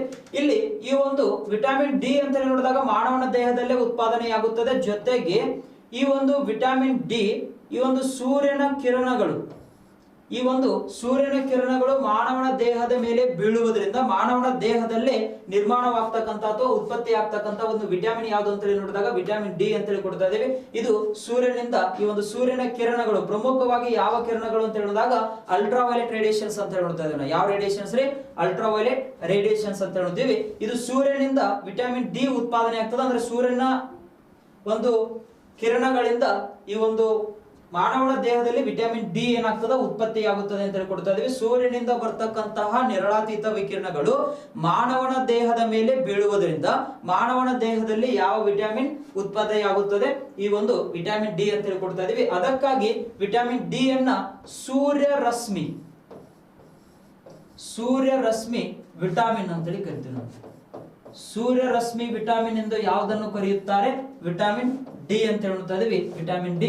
ಅಥವಾ ಇದನ್ನೇ ಸನ್ಶೈನ್ ವಿಟಮಿನ್ ಅಂತ ಹೇಳಿ ಕರಿತೀವಿ ನಾವು. ಸನ್ಶೈನ್ ವಿಟಮಿನ್, ಸೂರ್ಯರಶ್ಮಿ ವಿಟಮಿನ್. ಪ್ರಮುಖವಾಗಿ ಈ ಒಂದು ಅಲ್ಟ್ರಾವೈಲೆಟ್ ರೇಸ್ ಮಾನವನ ದೇಹದ ಮೇಲೆ ಬೀಳುವುದರಿಂದ ಹೆಚ್ಚು ಬೀಳಬಾರದ್ರಿ, ಕಡಿಮೆ ಪ್ರಮಾಣದಲ್ಲಿ ಅಲ್ಟ್ರಾವೈಲೆಟ್ ರೇಡಿಯೇಷನ್ಸ್ ಬೀಳಬೇಕು. ಇನ್ ಕೇಸ್ ಈ ಒಂದು ಸೂರ್ಯನಿಂದ ಬರ್ತಕ್ಕಂತಹ ಅಲ್ಟ್ರಾವೈಲೆಟ್ ರೇಡಿಯೇಷನ್ಸ್ ಗಳ ಪ್ರಮಾಣ ಹೆಚ್ಚಾದ್ರೆ ಇಲ್ಲಿ ಏನಾಗ್ತದೆ? ಸಮಸ್ಯೆ ಏನೇನಾಗ್ತದೆ ಎಂದು ನಿಮಗೆ ಆಲ್ರೆಡಿ ಗೊತ್ತು. ಅಂದ್ರೆ ಈ ಒಂದು ಅಲ್ಟ್ರಾವೈಲೆಟ್ ರೇಡಿಯೇಷನ್ಸ್ ಮಾನವನ ದೇಹದ ಮೇಲೆ ಹೆಚ್ಚಾಗಿ ಬೀಳುವುದರಿಂದ ಸ್ಕಿನ್ ಕ್ಯಾನ್ಸರ್ ಉಂಟಾಗಬಹುದು. ಅವ್ರಿಗೆ ಸ್ಕಿನ್ ಕ್ಯಾನ್ಸರ್ ಉಂಟಾಗ್ತದೆ. ಜೊತೆಗೆ ಮಾನವನ ಇಮ್ಯುನಿಟಿ ಪವರ್ ಏನಾಗುತ್ತದೆ? ಕಡಿಮೆಯಾಗುತ್ತದೆ. ಈ ಒಂದು ಜೀನ್ ಮ್ಯೂಟೇಷನ್ ಉಂಟಾಗ್ತದೆ. ಈ ರೀತಿ ಸಮಸ್ಯೆಗಳು ಉದ್ಭವಿಸುತ್ತವೆ. ಸ್ವಲ್ಪ ಪ್ರಮಾಣದಲ್ಲಿ ಈ ಒಂದು ಅಲ್ಟ್ರಾವೈಲೆಟ್ ರೇಡಿಯೇಷನ್ಸ್ ಮಾನವನ ದೇಹದ ಮೇಲೆ ಬೀಳಬೇಕು ಅಂತ ಹೇಳ್ಕೊಡ್ತಾ ಇದ್ದೀವಿ. ಬೀಳುವುದರಿಂದ ಏನಾಗ್ತದ? ಈ ಒಂದು ವಿಟಮಿನ್ ಡಿ ಉತ್ಪಾದನೆಯಾಗಿ ವಿಟಮಿನ್ ಡಿ ಯಾವುದಕ್ಕೆ ಸಹಾಯಕವಾಗಿದೆ ಅಂತ ಹೇಳಿ ಕೇಳಿದ್ರೆ ಮೂಳೆಗಳ ಆರೋಗ್ಯಕ್ಕೆ ಏನಾಗಿದೆ? ಸಹಾಯಕವಾಗಿದೆ ಅಂತ ಹೇಳ್ತೀವಿ. ಮೂಳೆಗಳ ಆರೋಗ್ಯಕ್ಕೆ ಸಹಾಯಕವಾಗಿದೆ. ಇದು ಸೂರ್ಯನಿಂದ ಫ್ರೀ ಆಗಿ ದೊರೆಯುವುದರಿಂದ ಅದಕ್ಕಾಗಿ ಇದನ್ನ ಯಾವ ವಿಟಮಿನ್ ಅಂತ ಹೇಳ್ತಾ ಇದೀವಿ? ಫ್ರೀ ವಿಟಮಿನ್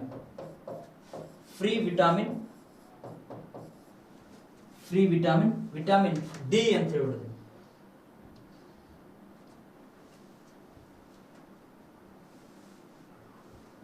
ನೆಕ್ಸ್ಟ್ ಪಾಯಿಂಟ್ ನೋಡ್ರಿ, ವಿಟಮಿನ್ ಡಿ ನ ಕೊರತೆಯಿಂದ ಬರ್ತಕ್ಕಂತಹ ಸಮಸ್ಯೆ ಯಾವುದು ಅಂತ ಹೇಳಿ ಕೇಳಿದ್ರೆ ವಿಟಮಿನ್ ಡಿ ನ ಕೊರತೆಯಿಂದ ಬರುವಂತಹ ಒಂದು ಸಮಸ್ಯೆ ರಿಕೆಟ್ಸ್.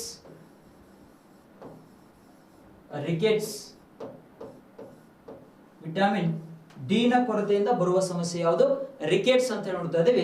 ಇದು ಆಲ್ರೆಡಿ ಒಂದು ರಿಕೆಟ್ಸ್ ರೋಗದ ಬಗ್ಗೆ ನೀವು ಬೋನ್ಸ್ ಗಳ ಬಗ್ಗೆ ಡಿಸ್ಕಷನ್ ಮಾಡಬೇಕಾದ್ರೆ ಮಾಹಿತಿ ಕೊಟ್ಟಿದ್ದೀನಿ, ಸರಿಯಾಗಿ ನೆನಪಿಟ್ಕೋರಿ. ಇದು ವಿಟಮಿನ್ ಡಿ ನ ಕೊರತೆಯಿಂದಾನೇ ಆಗುತ್ತದೆ ಬರುವಂತ ಒಂದು ಸಮಸ್ಯೆಯಾಗಿದೆ.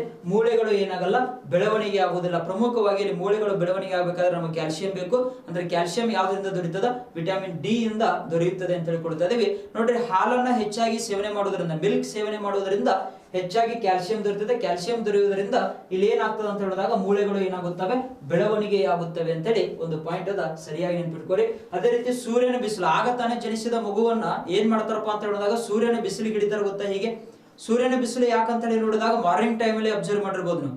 ಮತ್ತ ಸರ್ ಸೂರ್ಯನ ಬಿಸಿಲಿಗೆ ನಿಂತರ ವಿಟಮಿನ್ ಡಿ ಉತ್ಪಾದನೆ ಆಗ್ತದ್ರಿ ಅಂತ ಹೇಳಿ ಮಧ್ಯಾಹ್ನ 3 ಬಿಸಿಲಾಗ ಹೋಗಿ ನಿಂದ್ರಂಗಿಲ್ಲ. ಪಾಯಿಂಟ್ ಗೊತ್ತಾಗ್ತದ್ರಿ. ಬೆಳಿಗ್ಗೆ ನೀವು ಬೆಳಗಿನ ಜಾವದಲ್ಲಿ ಆ ಒಂದು ಸೂರ್ಯನ ಬಿಸಿಲಿಗೆ ಹೋಗಿ ನಿಂತ್ಕೊಂಡ್ರೆ ಅಲ್ಟ್ರಾವೈಲೆಟ್ ರೇಡಿಯೇಷನ್ಸ್ ಆ ಒಂದು ಮಗುವಿನ ಮೇಲೆ ಬೀಳೋದ್ರಿಂದ ಅಥವಾ ಮಾನವನ ದೇಹದ ಮೇಲೆ ಬೀಳೋದ್ರಿಂದ ಆ ಒಂದು ಮಾನವನ ದೇಹ ಅಥವಾ ಮಗುವಿನ ದೇಹದಲ್ಲಿನೇ ಈ ಒಂದು ವಿಟಮಿನ್ ಡಿ ಉತ್ಪಾದನೆಯಾಗಿ ವಿಟಮಿನ್ ಡಿ ಈ ಒಂದು ಮೂಳೆಗಳ ಆರೋಗ್ಯಕ್ಕೆ ಏನಾಗ್ತದ? ಸಹಾಯವಾಗುತ್ತದೆ ಅಂತೇಳಿ ಒಂದು ಪಾಯಿಂಟ್ ಅದ, ಸರಿಯಾಗಿ ನೆನ್ಪಿಟ್ಕೊಡಿ. ಈ ರೀತಿ ವಿಟಮಿನ್ ಡಿ ಬಗ್ಗೆ ಮಾಹಿತಿ. ನೆಕ್ಸ್ಟ್ ನೋಡ್ರಿ, ವಿಟಮಿನ್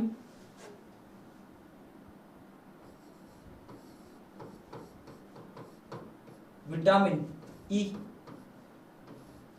ವಿಟಮಿನ್ ಇ ನ ರಾಸಾಯನಿಕ ಹೆಸರು, chemical name of vitamin E is tocopherol. Vitamin E ನ ರಾಸಾಯನಿಕ ಹೆಸರು ಟೋಕೋಫೆರಾಲ್. ಸೋರ್ಸ್ ಸಾಮಾನ್ಯ ಆಹಾರ ಪದಾರ್ಥಗಳು, ಜನರಲ್ ಫುಡ್ ಮಟೀರಿಯಲ್ಸ್, ಸಾಮಾನ್ಯ ಆಹಾರ ಪದಾರ್ಥಗಳು. ಈ ಒಂದು ವಿಟಮಿನ್ ಇ ಯಾವುದಕ್ಕೆ ಸಹಾಯಕವಾಗಿದೆ ಅಂತ ಹೇಳಿ ನೋಡಿದಾಗ, ವಿಟಮಿನ್ ಇ ಯಾವುದಕ್ಕೆ ಸಹಾಯಕವಾಗಿದೆ ಅಂತ ಹೇಳಿ ಕೇಳಿದ್ರೆ, ಇದು ಗಂಡಿನಲ್ಲಿ ವಿರ್ಯಾಣುಗಳು,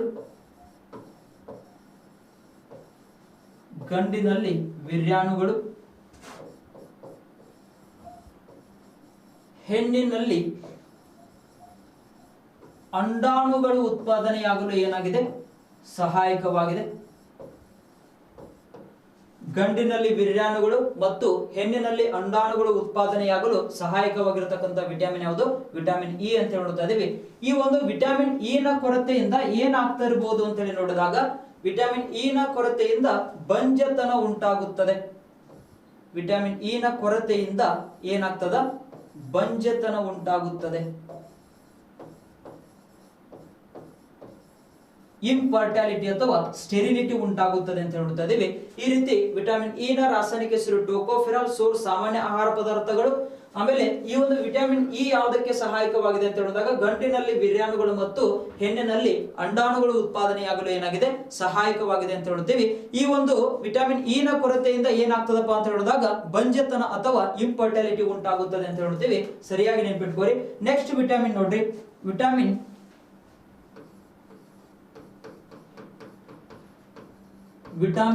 ಕೆ.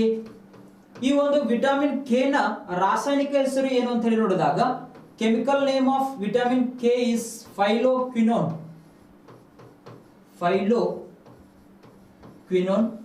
ವಿಟಮಿನ್ ಕೆ ನ ರಾಸಾಯನಿಕ ಹೆಸರು ಫೈಲೋಕ್ವಿನೋನ್ ಅಂತ ಹೇಳಿ ಕೊಡ್ತಾ ಇದ್ದೇವೆ. ಈ ಒಂದು ವಿಟಮಿನ್ ಕೆ ಯಾವುದಕ್ಕೆ ಸಹಾಯಕವಾಗಿದೆ ಅಂತ ಹೇಳಿ ನೋಡಿದಾಗ, ಇಲ್ಲಿ ನೋಡ್ರಿ ಇನ್ನೊಂದು ಪಾಯಿಂಟ್ ನೋಡ್ರಿ, ಸೋರ್ಸ್ ಅಂತ ಹೇಳಿ ನೋಡಿದಾಗ ಜನರಲ್ ಫುಡ್ ಮಟೀರಿಯಲ್ಸ್, ಸಾಮಾನ್ಯ ಆಹಾರ ಪದಾರ್ಥಗಳು. ಜೊತೆಗೆ ಈ ಒಂದು ಕಿವಿ ಫ್ರೂಟ್ ಅಂತ ಹೇಳಿ ಕೊಡ್ತೀವಿ ನಾವು, ಕಿವಿ ಹಣ್ಣು, ಕಿವಿ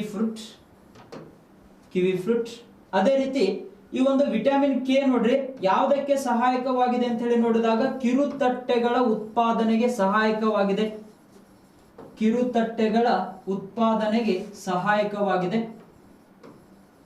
ಪ್ಲೇಟ್ಲೆಟ್ಸ್, ಕಿರುತಟ್ಟೆಗಳು ಅಂತ ಹೇಳಿ ನೋಡಿದಾಗ PLTS ಅಂತ ಹೇಳಿ ಬರೀತಾರೆ ನೋಡ್ರಿ. ಪ್ಲೇಟ್ಲೆಟ್ಸ್ ಗಳ ಉತ್ಪಾದನೆಗೆ ಸಹಾಯಕವಾಗಿರತಕ್ಕಂತಹ ವಿಟಮಿನ್ ಯಾವುದು, ವಿಟಮಿನ್ ಕೆ ಅಂತ ನೋಡ್ತಾ ಇದೀವಿ.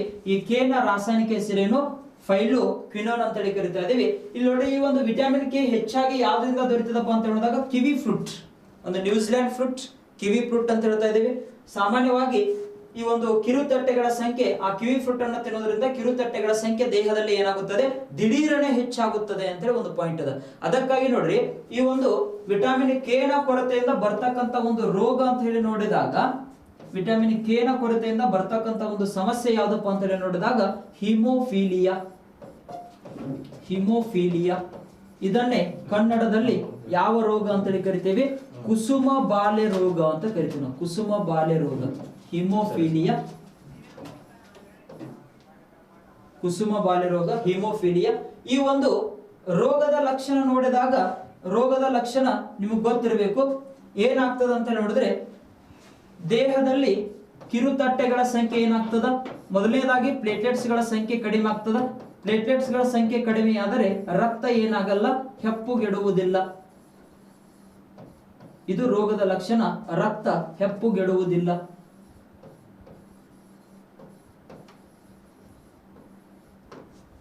ಈ ರೀತಿ ಅಂದ್ರೆ ಇದೇನಾದ್ರೂ ಚರ್ಮದಿಂದ ರಕ್ತ ಹೊರಗಡೆ ಬರ್ತಾ ಇತ್ತು ಅಂತ ತಿಳ್ಕೊರಿ 3 to 6 ಮಿನಿಟ್ ಅಲ್ಲಿ ರಕ್ತ ಹೊರ ಬರೋದು ಏನಾಗಬೇಕು, ಸ್ಟಾಪ್ ಆಗಬೇಕು. ಇನ್ ಕೇಸ್ 3 to 6 ಮಿನಿಟ್ ಅಲ್ಲಿ ರಕ್ತ ಹೊರಗಡೆ ಬರೋದು ಸ್ಟಾಪ್ ಆಗ್ಲಿಲ್ಲ ಅಂತ ತಿಳ್ಕೊರಿ, ಅವಾಗ ನಿಮ್ಮ ದೇಹದಲ್ಲಿ ಕಿರುತಟ್ಟೆಗಳ ಸಂಖ್ಯೆ ಏನಾಗಿದೆ ಎಂದರ್ಥ, ಕಡಿಮೆಯಾಗಿದೆ ಎಂದರ್ಥ. ಈ ರೀತಿ ಒಂದು ವಿಟಮಿನ್ ಕೆ ನ ಕೊರತೆಯಿಂದ ಬರ್ತಕ್ಕಂತ ಒಂದು ಸಮಸ್ಯೆ ಹಿಮೋಫಿಲಿಯಾ ಅಂತ ಹೇಳಿ ಕೊಡ್ತಾ ಇದೀವಿ. ಹಿಮೋಫಿಲಿಯಾ, ರಕ್ತ ಹೆಪ್ಪುಗಿಡುವುದಿಲ್ಲ. ಅಂದ್ರೆ ನೋಡ್ರಿ, ಯಾರ ದೇಹದಲ್ಲಿ ಈ ಒಂದು ಕಿರುತಟ್ಟೆಗಳ ಸಂಖ್ಯೆ ಕಡಿಮೆ ಆಗ್ತದೋ, ಅವ್ರು ಏನ್ ಮಾಡ್ಬೇಕು ಅಂತ ಹೇಳಿ ನೋಡಿದಾಗ ಕಿವಿ ಫ್ರೂಟ್ ಅನ್ನ ಸೇವನೆ ಮಾಡಬಹುದು. ಕಿವಿ ಫ್ರೂಟ್ ಅಂತ ಹೇಳ್ತಾ ಇದೀವಿ. ಅಂದ್ರೆ ನೋಡ್ರಿ, ಒಂದು ಹನಿ ರಕ್ತದಲ್ಲಿ 1.5 to 3.5 ಲ್ಯಾಕ್, 1.5 ಲಕ್ಷದಿಂದ 3.5 ಲಕ್ಷ ಕಿರುತಟ್ಟೆಗಳು ಕಂಡು ಬರುತ್ತವೆ. ಒಂದು ಹನಿ ರಕ್ತದಲ್ಲಿ 1.5 ಲಕ್ಷದಿಂದ 3.5 ಲಕ್ಷ ಕಿರುತಟ್ಟೆಗಳ ಸಂಖ್ಯೆ ಇರಬೇಕು. ಇನ್ ಕೇಸ್ 1.5 ಲಕ್ಷಕ್ಕಿಂತ ಕಡಿಮೆಯಾದರೆ ಏನಾಗ್ತದಪ್ಪ ಅಂತ ಹೇಳಿದಾಗ ಬರುವಂತ ಸಮಸ್ಯೆ ಹಿಮೋಫಿಲಿಯಾ ಅಂತ ಹೇಳಿ ಕೊಡ್ತಾ ಇದೀವಿ. ಸರಿಯಾಗಿ ನೆನ್ಪಿಟ್ಕೋರಿ, ಕಿರುತಟ್ಟೆಗಳ ಸಂಖ್ಯೆ ಕರೆಕ್ಟ್ ಆಗಿರ್ಬೇಕಂತಂದ್ರ ಅವಾಗ ಏನ್ ಮಾಡ್ತಿರ್ಬೇಕು, ಕಿವಿ ಫ್ರೂಟ್ ಅನ್ನ ಸೇವನೆ ಮಾಡ್ಕೊಂಡಿರ್ಬೇಕು. ಕಿವಿ ಫ್ರೂಟ್ ಅನ್ನ ಸೇವನೆ ಮಾಡ್ತಿರ್ಬೇಕು, ನೆನ್ಪಿಟ್ಕೋರಿ. ಈ ರೀತಿ ವಿಟಮಿನ್ ಕೆ ನ ಬಗ್ಗೆ ಒಂದು ಮಾಹಿತಿ ನೋಡಿ. ಈ ರೀತಿ ವಿಟಮಿನ್ ಕೆ ಆಗಿರ್ಬೋದು, ವಿಟಮಿನ್ ಇ ಆಗಿರ್ಬೋದು, ಆಮೇಲೆ ವಿಟಮಿನ್ ಡಿ ಅಂತ ನೋಡಿದೀವಿ, ವಿಟಮಿನ್ ಸಿ ಅಂತ ನೋಡಿದೀವಿ. ಎಲ್ಲಾ ಮಾಹಿತಿಯನ್ನ ಸರಿಯಾಗಿ ನೆನ್ಪಿಟ್ಕೋರಿ. ವಿಟಮಿನ್ ಬಿ ಕಾಂಪ್ಲೆಕ್ಸ್ ಬಗ್ಗೆ ಕೂಡ ಮಾಹಿತಿ ಕೊಟ್ಟಿದ್ದೀನಿ. ಅದೇ ರೀತಿ ಇಲ್ಲಿ ನೋಡಿ, ವಿಟಮಿನ್ ಡಿ ಅಂತ ನೋಡಿದಾಗ ಇದು ಏನಾಗ್ತದ, ಮಾನವನ ದೇಹದಲ್ಲಿನೇ ಏನಾಗ್ತದ, ಉತ್ಪಾದನೆ ಆಗುತ್ತದೆ. ಅದೇ ರೀತಿ ವಿಟಮಿನ್ ಕೆ ನು ಕೂಡ ಏನಾಗ್ತದಪ್ಪ ಅಂತ ಹೇಳಿದಾಗ ಇದು ಕೂಡ ಮಾನವನ ದೇಹದಲ್ಲೇ ಉತ್ಪಾದನೆಯಾಗುತ್ತದೆ. ಮಾನವನ ದೇಹದಲ್ಲೇ ಉತ್ಪಾದನೆಯಾಗುತ್ತದೆ.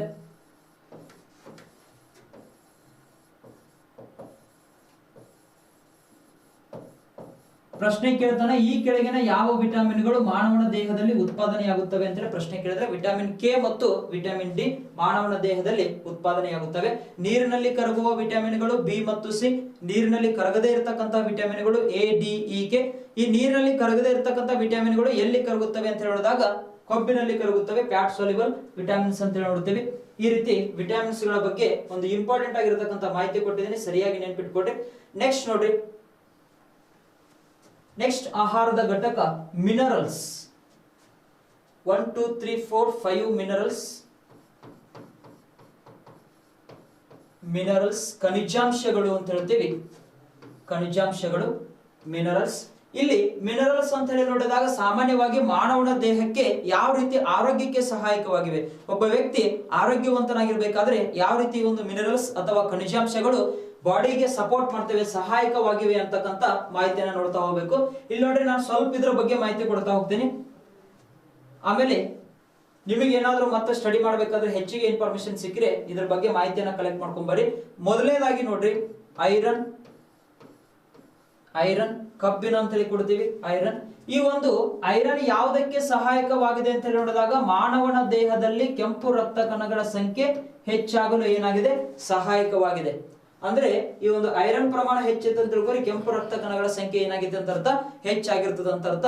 ಈ ರೀತಿ ಕೆಂಪು ರಕ್ತ ಕಣಗಳ ಉತ್ಪಾದನೆಗೆ ಸಹಾಯಕವಾಗಿದೆ. ಜೊತೆಗೆ ರಕ್ತ ಕೆಂಪಾಗಿರಲು ಕಾರಣವಾದ ಒಂದು ಮೂಲ ವಸ್ತು ಯಾವುದು ಅಂತ ಹೇಳಿ ಪ್ರಶ್ನೆ ಕೇಳಿದ್ರೆ ಐರನ್ ಅಂತ ಹೇಳ್ತೀವಿ ನಾವು. ರಕ್ತ ಕೆಂಪಾಗಿರಲು ಕಾರಣವಾದ ಮಿನರಲ್ ಯಾವುದು, ಐರನ್ ಅಂತ ಹೇಳ್ತಾ ಇದೀವಿ. ಈ ಒಂದು ಐರನ್ ಯಾವುದಕ್ಕೆ ಸಹಾಯಕವಾಗಿದೆ ಅಂತ ಹೇಳಿ ನೋಡಿದಾಗ ಕೆಂಪು ರಕ್ತ ಕಣಗಳ ಉತ್ಪಾದನೆಗೆ ಸಹಾಯಕವಾಗಿದೆ. ಸೆಕೆಂಡ್ ಒನ್ ನೋಡ್ರಿ, ಅಯೋಡಿನ್. ಈ ಒಂದು ಅಯೋಡಿನ್ ಯಾವುದಕ್ಕೆ ಸಹಾಯಕವಾಗಿದೆ ಅಂತ ಹೇಳಿ ನೋಡಿದಾಗ ಥೈರಾಯ್ಡ್ ಗ್ರಂಥಿಯ ಥೈರಾಯ್ಡ್ ಗ್ಲ್ಯಾಂಡ್ಸ್ ಚಟುವಟಿಕೆ ಅಂತ ಹೇಳಿ ಕೊಡ್ತಾ ಇದೀವಿ. ಥೈರಾಯ್ಡ್ ಗ್ರಂಥಿಯ ಚಟುವಟಿಕೆಗೆ ಏನಾಗಿದೆ, ಸಹಾಯಕವಾಗಿದೆ. ಮಾನವನ ದೇಹದಲ್ಲಿ ಕಂಡು ಬರ್ತಕ್ಕಂಥ ಈ ಒಂದು ಥೈರಾಯ್ಡ್ ಗ್ಲ್ಯಾಂಡ್ ಆರೋಗ್ಯವಾಗಿರಬೇಕಾದ್ರೆ ಯಾವ ಒಂದು ಮಿನರಲ್ ಸಹಾಯಕವಾಗಿದೆ ಅಂತ ಹೇಳಿ ನೋಡಿದಾಗ ಅಯೋಡಿನ್ ಸಹಾಯಕವಾಗಿದೆ ಅಂತ ನೋಡ್ತೀವಿ. ಅಯೋಡಿನ್. Number 3 calcium. ಕ್ಯಾಲ್ಸಿಯಂ ಯಾವುದಕ್ಕೆ ಸಹಾಯಕವಾಗಿದೆ ಅಂತ ಹೇಳಿದಾಗ ಆಲ್ರೆಡಿ ನಿಮಗೆ ಮಾಹಿತಿ ಗೊತ್ತು. ಕ್ಯಾಲ್ಸಿಯಂ ಮೂಳೆಗಳು ಬೆಳವಣಿಗೆಯಾಗಲು ಏನಾಗಿದೆ, ಸಹಾಯಕವಾಗಿದೆ. ಬೋನ್ಸ್ ಗ್ರೋತ್ ಅಂತ ಹೇಳ್ತೀವಿ. Bones growth,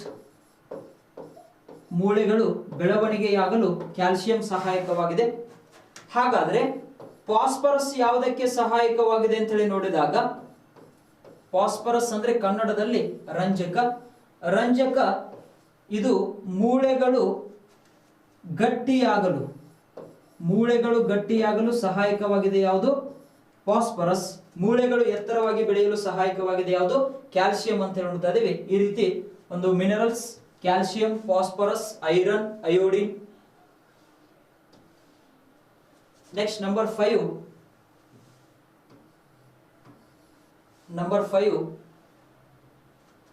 magnesium.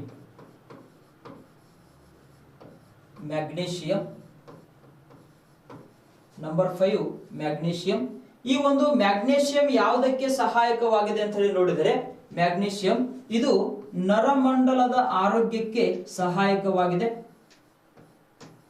ನರಮಂಡಲದ ಆರೋಗ್ಯಕ್ಕೆ ಸಹಾಯಕವಾಗಿದೆ.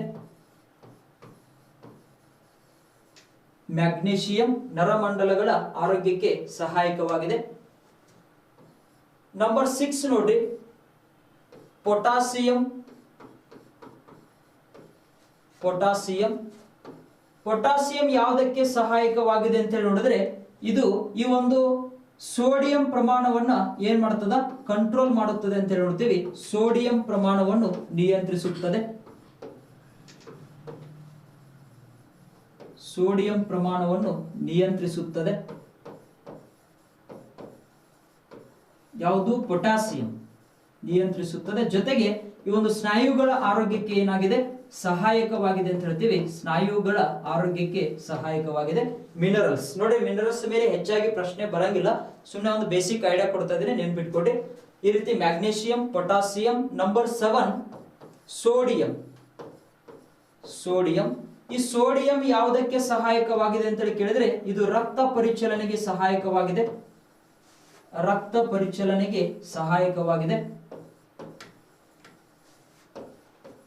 ಸೋಡಿಯಂ ಏನ್ ಕಂಟ್ರೋಲ್ ಮಾಡ್ತದಪ್ಪ ಅಂತ ಹೇಳಿ ನೋಡಿದಾಗ, ಇದು BP ಯನ್ನ ಕಂಟ್ರೋಲ್ ಮಾಡ್ತದೆ, ಬ್ಲಡ್ ಪ್ರೆಷರ್ ಅನ್ನ ಕಂಟ್ರೋಲ್ ಮಾಡತಕ್ಕಂತ ಒಂದು ಮಿನರಲ್ ಯಾವುದು?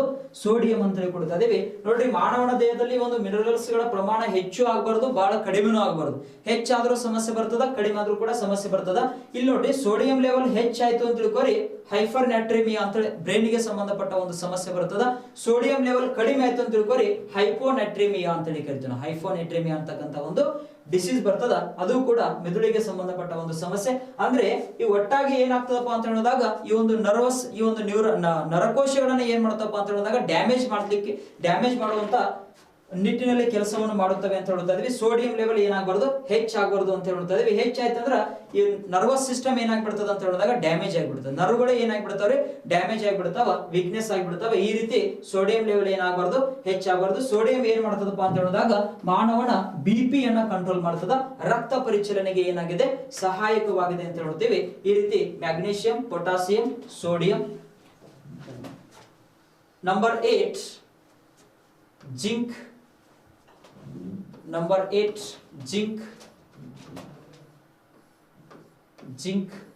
ಈ ಒಂದು ಜಿಂಕ್ ಯಾವುದಕ್ಕೆ ಸಹಾಯಕವಾಗಿದೆ ಅಂತ ಹೇಳಿದಾಗ, ಮಾನವನ ದೇಹದ ಬೆಳವಣಿಗೆಗೆ ಸಹಾಯಕವಾಗಿದೆ.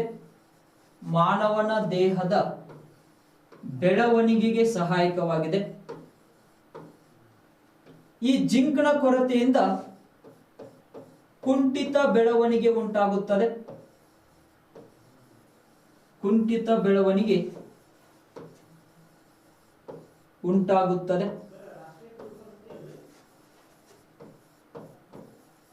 ಜಿಂಕ್ ಮಾನವನ ದೇಹದ ಬೆಳವಣಿಗೆಗೆ ಸಹಾಯಕವಾಗಿದೆ. ಇದರ ಕೊರತೆಯಿಂದ ಮಾನವನ ದೇಹದಲ್ಲಿ ಕುಂಠಿತ ಬೆಳವಣಿಗೆ ಉಂಟಾಗುತ್ತದೆ ಅಂತ ಹೇಳ್ತೀವಿ. ಹೆಚ್ಚಾಗಿ ಚಿಕ್ಕ ಮಕ್ಕಳಿಗೆ ಬರುವಂತ ಒಂದು ಸಮಸ್ಯೆ ಅಂತ ಹೇಳ್ತಾ ಇದೀವಿ. ಚಿಕ್ಕ ಮಕ್ಕಳಲ್ಲಿ ಜಿಂಕ್ನ ಪ್ರಮಾಣ ಏನಾಗಬಾರ್ದು? ಕಡಿಮೆ ಆಗಬಾರ್ದು ಅಂತ ಹೇಳ್ತೀವಿ. ಜೊತೆಗೆ ಜಿಂಕ್ ಯಾವುದಕ್ಕೆ ಸಹಾಯಕವಾಗಿದೆ ಅಂತ ಹೇಳಿ ನೋಡಿದಾಗ, ಲೈಂಗಿಕ ಪರಿಪಕ್ವತೆಗೆ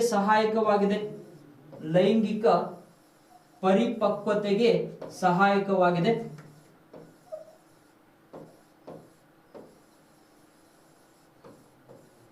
ಜಿಂಕ್ ಸೇವನೆ ಮಾಡುವುದರಿಂದ ಈ ಒಂದು ಸಾಮಾನ್ಯವಾಗಿ ನೀವು ಅಬ್ಸರ್ವ್ ಮಾಡಿರಬಹುದು, FSH ಫಾಲಿಕಲ್ ಸ್ಟಿಮ್ಯುಲೇಟಿಂಗ್ ಹಾರ್ಮೋನ್, ಅದೇ ರೀತಿ ಲುಟೆನೈಸಿಂಗ್ ಹಾರ್ಮೋನ್ ಆಗಿರಬಹುದು, ಆಮೇಲೆ ಪ್ರೊಜೆಸ್ಟಿರಾನ್ ಆಗಿರಬಹುದು, ಟೆಸ್ಟೋಸ್ಟಿರಾನ್ ಆಗಿರಬಹುದು, ಆಂಡ್ರೋಜನ್ ಆಗಿರಬಹುದು, ಎಸ್ಟ್ರೋಜನ್ ಆಗಿರಬಹುದು. ಈ ರೀತಿ ಹಾರ್ಮೋನ್ಗಳು ರಿಲೀಸ್ ಆಗಲಿಕ್ಕೆ ಸಹಾಯಕವಾಗಿರತಕ್ಕಂತ ಒಂದು ಮಿನರಲ್ ಯಾವುದು ಅಂತೇಳಿ ಕೇಳಿದ್ರೆ ಜಿಂಕ್ ಅಂತೇಳಿ ಕೊಡ್ತಾ ಇದೀವಿ. ಅಂದ್ರೆ ಲೈಂಗಿಕ ಪರಿಪಕ್ವತೆಗೆ ಸಹಾಯಕವಾಗಿದೆ. ಇಲ್ಲಿ ಪಾಲಿಕಲ್ ಸ್ಟಿಮ್ಯುಲೇಟಿಂಗ್ ಹಾರ್ಮೋನ್ ಮತ್ತು ಲುಟೆನೈಸಿಂಗ್ ಹಾರ್ಮೋನ್ ಇದ್ರ ಬಗ್ಗೆ ಗ್ಲ್ಯಾಂಡ್ಸ್ ಅಂಡ್ ಹಾರ್ಮೋನ್ಸ್ ಟಾಪಿಕ್ ಅಲ್ಲಿ ಮಾಹಿತಿ ಕೊಟ್ಟಿದ್ದೀನಿ. ಒಂದು ವೇಳೆ ಜಿಂಕ್ ನ ಕೊರತೆಯಿಂದ ಏನಾಗ್ತದಪ್ಪ ಅಂತ ಹೇಳಿದಾಗ ಲೈಂಗಿಕ ಪರಿಪಕ್ವತೆಯಲ್ಲಿ ವಿಳಂಬವಾಗುತ್ತದೆ. ಲೈಂಗಿಕ ಪರಿಪಕ್ವತೆಯಲ್ಲಿ ವಿಳಂಬವಾಗುತ್ತದೆ.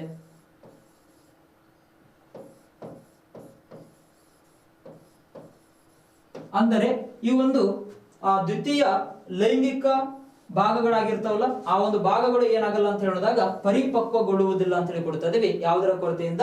ಜಿಂಕ್ ನ ಕೊರತೆಯಿಂದ ಅಂತ ಹೇಳ್ತೇವೆ. ಜಿಂಕ್ ಈ ರೀತಿ ಸಹಾಯಕವಾಗಿದೆ. ನೆಕ್ಸ್ಟ್ ನೋಡ್ರಿ, ಜಿಂಕ್ ಇನ್ನೊಂದು ರೀತಿಯಲ್ಲಿ ಸಹಾಯಕವಾಗಿದೆ ಮಾನವನ ದೇಹಕ್ಕೆ ಅಂತ ಹೇಳಿ ನೋಡಿದಾಗ, ಅಂದರೆ ಇನ್ಸುಲಿನ್ ಉತ್ಪಾದನೆಯಾಗಲು ಏನಾಗಿದೆ? ಸಹಾಯಕವಾಗಿದೆ. ಇನ್ಸುಲಿನ್ ಉತ್ಪಾದನೆಯಾಗಲು ಸಹಾಯಕವಾಗಿದೆ. ಇನ್ಸುಲಿನ್ ಉತ್ಪಾದನೆಗೆ ಸಹಾಯಕವಾಗಿದೆ. ಟಿಇಟಿ ಪ್ರಶ್ನೆ ಇದು. ಮಾನವನ ದೇಹದಲ್ಲಿ ಇನ್ಸುಲಿನ್ ಉತ್ಪಾದನೆಯಾಗಲು ಈ ಕೆಳಗಿನ ಯಾವ ಖನಿಜಾಂಶ ಸಹಾಯಕವಾಗಿದೆ ಅಂತೇಳಿ ಪ್ರಶ್ನೆ ಕೇಳ್ಯಾರ. ಇಲ್ಲಿ ಸರಿಯಾದ ಉತ್ತರ ಯಾವುದು? ಜಿಂಕ್ ಅಂತ ಹೇಳಿ ಕೊಡ್ತಾ ಇದೆ. ನೋಡಿ, ಇನ್ಸುಲಿನ್ ಬಗ್ಗೆ ಮಾಹಿತಿ ಕೊಟ್ಟಾನ, ನೆನ್ಪಿಟ್ಕೋರಿ. ಈ ರೀತಿ ಇನ್ಸುಲಿನ್ ಅನ್ನ ಅನುಕ್ರಮಗೊಳಿಸಿದ ವಿಜ್ಞಾನಿ ಯಾರು? ಫ್ರೆಡ್ರಿಕ್ ಸ್ಯಾಂಗರ್ಸ್ ಅಂತೇಳಿ ನಿಮ್ಗೆ ಆಲ್ರೆಡಿ ಮಾಹಿತಿ ಗೊತ್ತು. ಇಷ್ಟು ಈ ಒಂದು ಮಿನರಲ್ಸ್ ಗಳ ಬಗ್ಗೆ ಮಾಹಿತಿ. ನೋಡ್ರಿ, ನಾನು ಇಷ್ಟು ಒಂದು 8 ಮಿನರಲ್ಸ್ ಗಳ ಬಗ್ಗೆ ಮಾಹಿತಿ ಕೊಟ್ಟಿದ್ದೀನಿ. ಇನ್ನು ಹೆಚ್ಚಿಗೆ ಇರತಕ್ಕಂತ ಮಿನರಲ್ಸ್ ಬಗ್ಗೆ ನೀವು ಸ್ಟಡಿ ಮಾಡಬೇಕಾದ್ರೆ ನೋಟ್ ಡೌನ್ ಮಾಡ್ಕೊಳ್ತಾ ಬರ್ರಿ. ಅಂದ್ರೆ ಮ್ಯಾಂಗನೀಸ್ ಆಗಿರ್ಬೋದು, ಕಾಪರ್ ಆಗಿರ್ಬೋದು, ಕೋಬಾಲ್ಟ್ ಆಗಿರ್ಬೋದು, ಸಿಲಿನಿಯಂ ಆಗಿರ್ಬೋದು, ಈ ರೀತಿ ಅನೇಕ ಒಂದು ಮಿನರಲ್ಸ್ ಗಳ ಬಗ್ಗೆ ಮಾಹಿತಿ ಅದ. ಇಲ್ಲಿ ಎಕ್ಸಾಮ್ ದೃಷ್ಟಿಯಿಂದ ಇಂಪಾರ್ಟೆಂಟ್ ಆಗಿರ್ತಕ್ಕಂಥ ಪಾಯಿಂಟ್ಸ್ ಹೇಳಿದ್ದೀನಿ. ಇಲ್ಲಿಗೆ ಮಿನರಲ್ಸ್ ಕಂಪ್ಲೀಟ್ ಆಯ್ತು. ನೆಕ್ಸ್ಟ್ ನೋಡ್ರಿ, ನಂಬರ್ 6 ವಾಟರ್.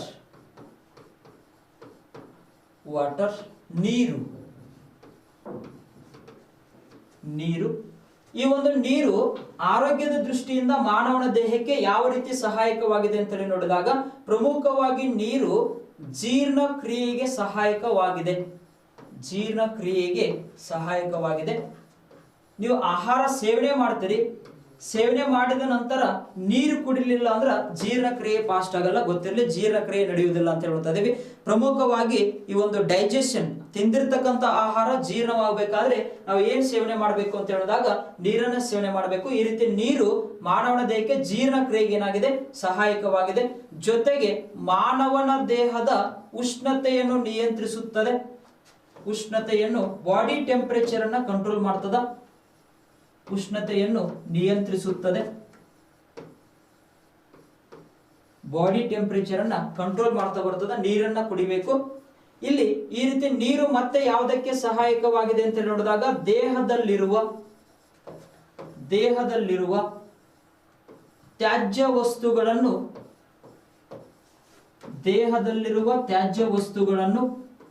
ಹೊರಹಾಕಲು ಸಹಾಯಕವಾಗಿದೆ. ದೇಹದಲ್ಲಿರ್ತಕ್ಕಂಥ ತ್ಯಾಜ್ಯ ವಸ್ತುಗಳನ್ನ ಹೊರಹಾಕಲು ನೀರು ಏನಾಗಿದೆ? ಸಹಾಯಕವಾಗಿದೆ.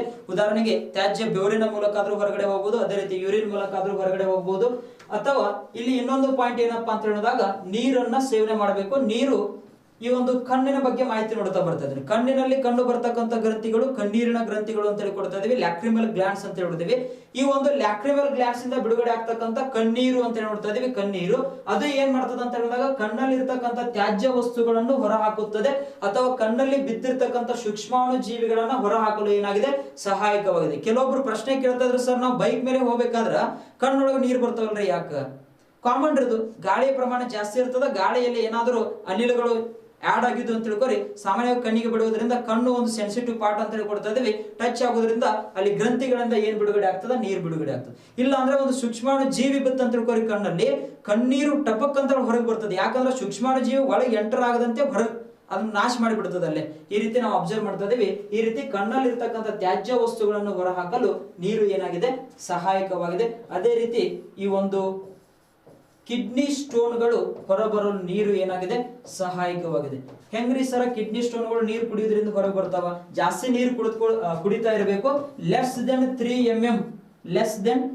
3 mm ಕಿಡ್ನಿ ಸ್ಟೋನ್ ಇದ್ದರೆ ಅದು ಯೂರಿನ್ ಈ ಒಂದು ಯೂರೇಟರ್ ಮೂಲಕ ಏನಾಗಬಹುದು? ಪಾಸ್ ಆಗಬಹುದು ಅಂತ ನೋಡ್ತಾ ಇದೀವಿ. ಈ ರೀತಿ ಒಂದು ನೀರು ಏನಾಗಿದೆ? ಸಹಾಯಕವಾಗಿದೆ. ಲೆಸ್ ದೆನ್ 3 mm ಸ್ಟೋನ್ ಇತ್ತಂತ ತಿಳ್ಕೊರಿ, ಅದು ಅತಿ ಹೆಚ್ಚು ನೀರು ಕುಡಿಯೋದ್ರ ಮೂಲಕ ಅದನ್ನ ಏನ್ ಮಾಡಬಹುದು? ಯೂರಿನ್ ಜೊತೆಗೆ ದೇಹದಿಂದ ಹೊರ ಹಾಕಬಹುದು ಅಂತ ಹೇಳ್ತಾ ಇದೀವಿ.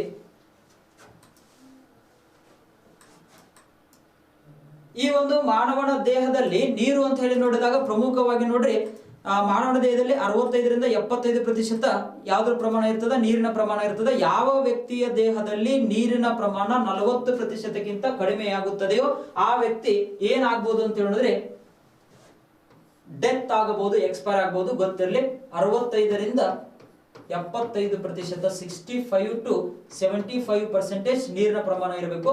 ಯಾವ ವ್ಯಕ್ತಿಯ ದೇಹದಲ್ಲಿ ನೀರಿನ ಪ್ರಮಾಣ 40%ಕ್ಕಿಂತ ಕಡಿಮೆಯಾಗುತ್ತದೆಯೋ ಆ ವ್ಯಕ್ತಿ ಸಾಯುತ್ತಾನೆ. ಗೊತ್ತಿರಲಿ, 40%ಕ್ಕಿಂತ ನೀರಿನ ಪ್ರಮಾಣ ಕಡಿಮೆ ಆಗಬಾರದು. ಕಡಿಮೆ ಆಯ್ತು ಅಂದ್ರೆ ಬ್ಲಡ್ ಸರ್ಕ್ಯುಲೇಷನ್ ಆಗ್ಬೇಕಾದ್ರೆ ಇಲ್ಲಿ ಪ್ರಮುಖವಾಗಿ ಏನ್ ಬೇಕು? ನೀರು ಬೇಕು. ಯಾಕಂದ್ರೆ ರಕ್ತದಲ್ಲಿ 90% ಏನ್ ಕಂಡು ಬರ್ತದಪ್ಪ ಅಂತ ಹೇಳಿದಾಗ ನೀರು ಇರುತ್ತದೆ ಅಂತ ಹೇಳ್ತಿದೀವಿ. ಈ ರೀತಿ 40%ಕ್ಕಿಂತ ನೀರಿನ ಪ್ರಮಾಣ ಕಡಿಮೆ ಆಗಬಾರ್ದು. ಇನ್ ಕೇಸ್ ನಿಮಗೆ ಏನಾದ್ರೂ ತೊಂದರೆ ಆಗಿತ್ತು, ಹಾಸ್ಪಿಟಲ್ಗೆ ಹೋಗಿದ್ರೆ ಅಂತ ತಿಳ್ಕೊರಿ, ಡಾಕ್ಟರ್ ಹೇಳಿರ್ತಾನ ಏನಪ್ಪಾ ಅಂತ ಹೇಳಿ ನೋಡಿದಾಗ ನಿಮ್ಮ ದೇಹದಲ್ಲಿ ನೀರಿನ ಪ್ರಮಾಣ ಕಡಿಮೆ ಆಗಿದೆ, ಸ್ವಲ್ಪ ನೀವು ಜಾಸ್ತಿ ನೀರು ಕುಡಿತಾ ಇರ್ರಿ, ಜಾಸ್ತಿ ನೀರು ಕುಡಿರಿ ಅಂತ ಹೇಳ್ತಿರ್ತಾರ.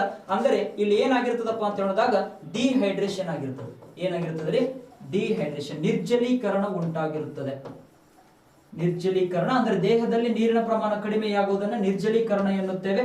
ಡಾಕ್ಟರ್ ನಿಮಗೆ ಹೇಳ್ತಾರೆ ನೀರು ಜಾಸ್ತಿ ಕುಡಿರಿ ಅಂತ ಹೇಳ್ತಾರೆ. ಜೊತೆಗೆ ಡಾಕ್ಟರ್ ಏನ್ ಮಾಡ್ತಾರಪ್ಪ ಅಂತ ಹೇಳಿದಾಗ ನೀರಿನ ಪ್ರಮಾಣವನ್ನು ಜಾಸ್ತಿ ಮಾಡ್ಲಿಕ್ಕೆ ನಿಮಗೊಂದು ಏನ್ ಕೊಡ್ತಾರ ಅಂದ್ರೆ ಪಾಕೆಟ್ ಕೊಡ್ತಾರ ನೋಡ್ರಿ, ಪೌಡರ್ ರೂಪದಲ್ಲಿ ಇರ್ತದ, ಪಾಕೆಟ್ ಕೊಡ್ತಾರ. ಪಾಕೆಟ್ ಹೆಸರು ಏನಪ್ಪಾ ಅಂತ ಹೇಳಿದಾಗ ORS. ORS, what is the full form of ORS ಅಂತ ಹೇಳಿ PSI ಪ್ರಶ್ನೆ ಬಂದದ. ORS ನ ವಿಸ್ತೃತ ರೂಪ ಏನು ಅಂತ ಹೇಳಿ ನೋಡಿದಾಗ oral rehydration, oral rehydration salt ಅಂತ ಹೇಳಿ ಕರಿತೀವಿ. ಪೌಡರ್ ರೂಪದಲ್ಲಿ ಇದ್ರೆ ಸಾಲ್ಟ್, ಅದನ್ನು ನೀರಿಗೆ ಮಿಕ್ಸ್ ಮಾಡಿದ್ರೆ ಅಂತ ತಿಳ್ಕೊರಿ ಸೊಲ್ಯೂಷನ್ ಆಗ್ತದ, ದ್ರಾವಣವಾಗುತ್ತದೆ. ಈ ರೀತಿ ORS ಅಂದ್ರೆ ನಾವಿಲ್ಲಿ ಏನ್ ಮಾಡ್ತಾ ಇದೀವಿ?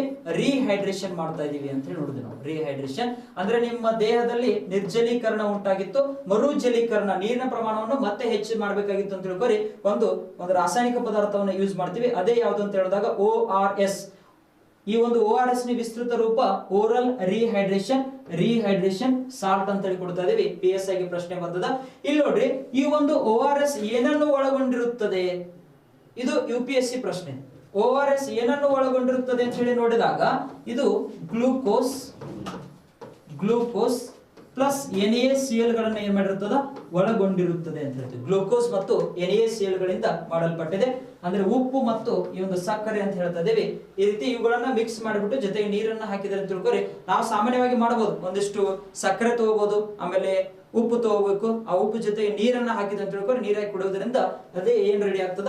ORS ರೆಡಿ ಆಗ್ತದ. ನೆನ್ಪಿಟ್ಕೋರಿ, ಓರಲ್ ರಿಹೈಡ್ರೇಷನ್ ಸಾಲ್ಟ್ ಅಂತ ಹೇಳ್ತೀವಿ ನಾವು. ಅಂದ್ರೆ ದೇಹದಲ್ಲಿ, ಯಾರ ದೇಹದಲ್ಲಿ ನೀರಿನ ಪ್ರಮಾಣ ಕಡಿಮೆ ಆಗಿರ್ತದೋ ಅವರ ದೇಹದಲ್ಲಿ ನೀರಿನ ಪ್ರಮಾಣವನ್ನು ಹೆಚ್ಚು ಮಾಡ್ಲಿಕ್ಕೆ ORS ಕೊಡಿಸ್ತಾರ. ಗೊತ್ತಿರಲಿ, ಓರಲ್ ರಿಹೈಡ್ರೇಷನ್ ಸಾಲ್ಟ್ ಅಂತ ಹೇಳ್ತೀವಿ ನಾವು.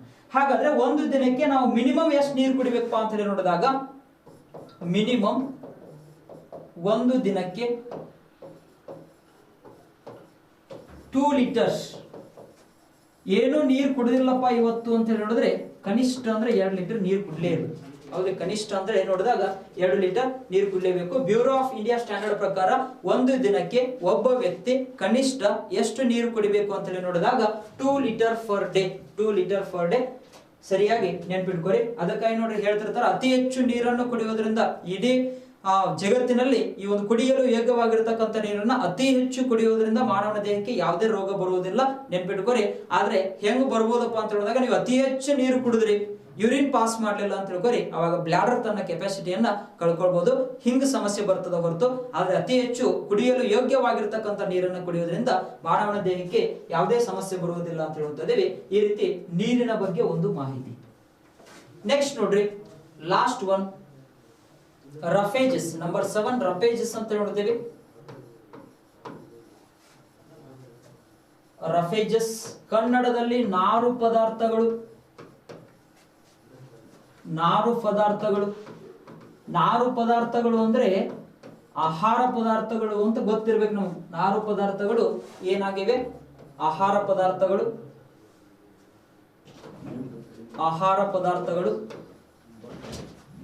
ಈ ಒಂದು ಆಹಾರ ಪದಾರ್ಥಗಳು ಯಾವ ರೂಪದಲ್ಲಿ ಕಂಡು ಬರುತ್ತವೆ ಅಂತ ಹೇಳಿ ನೋಡಿದಾಗ ದಾರದ ರೂಪದಲ್ಲಿ ಕಂಡು ಬರುತ್ತವೆ.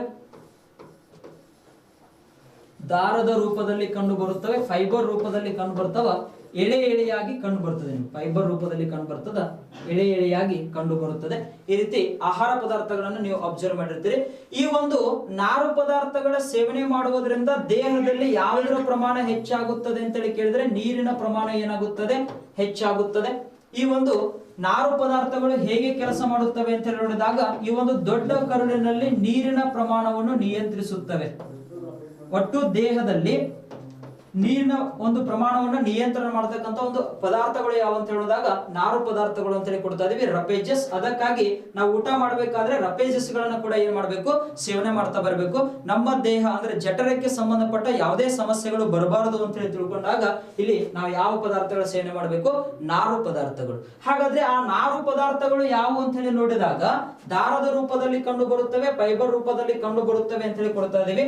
ಉದಾಹರಣೆ, ನಾರು ಪದಾರ್ಥಗಳಿಗೆ ಉದಾಹರಣೆ ಏನ್ ಕೊಡಬಹುದು ಅಂತ ಹೇಳಿ ನೋಡಿದಾಗ ಕಬ್ಬು, ಶುಗರ್ ಕೇನ್ ಅಬ್ಸರ್ವ್ ಮಾಡ್ರಿ, ಒಂದೊಂದೇ ಎಳೆಯನ್ನ ನಾವು ನೋಡ್ತಾ ಹೋಗ್ಬೋದು. ಇಲ್ಲಿ ಕಬ್ಬು ಆಗಿರ್ಬೋದು. ಅದೇ ರೀತಿ ಮಾವು, ಮ್ಯಾಂಗೋ ತಿಂದಾಗ ನೀವು ಅಲ್ಲಿ ಎಳೆ ಎಳೆ ದಾರದ ರೂಪದಲ್ಲಿ ಅಬ್ಸರ್ವ್ ಮಾಡ್ತಾ ಇರ್ತೀರಿ ಮಾವು. ಆಮೇಲೆ ಈ ಒಂದು ಶುಗರ್ ಕೇನ್ ಅಂತ ಹೇಳ್ತೀವಿ. ಅದೇ ರೀತಿ ಮತ್ತೆ ಉದಾಹರಣೆ ಆಗಿರಬಹುದು ನುಗ್ಗೆಕಾಯಿ.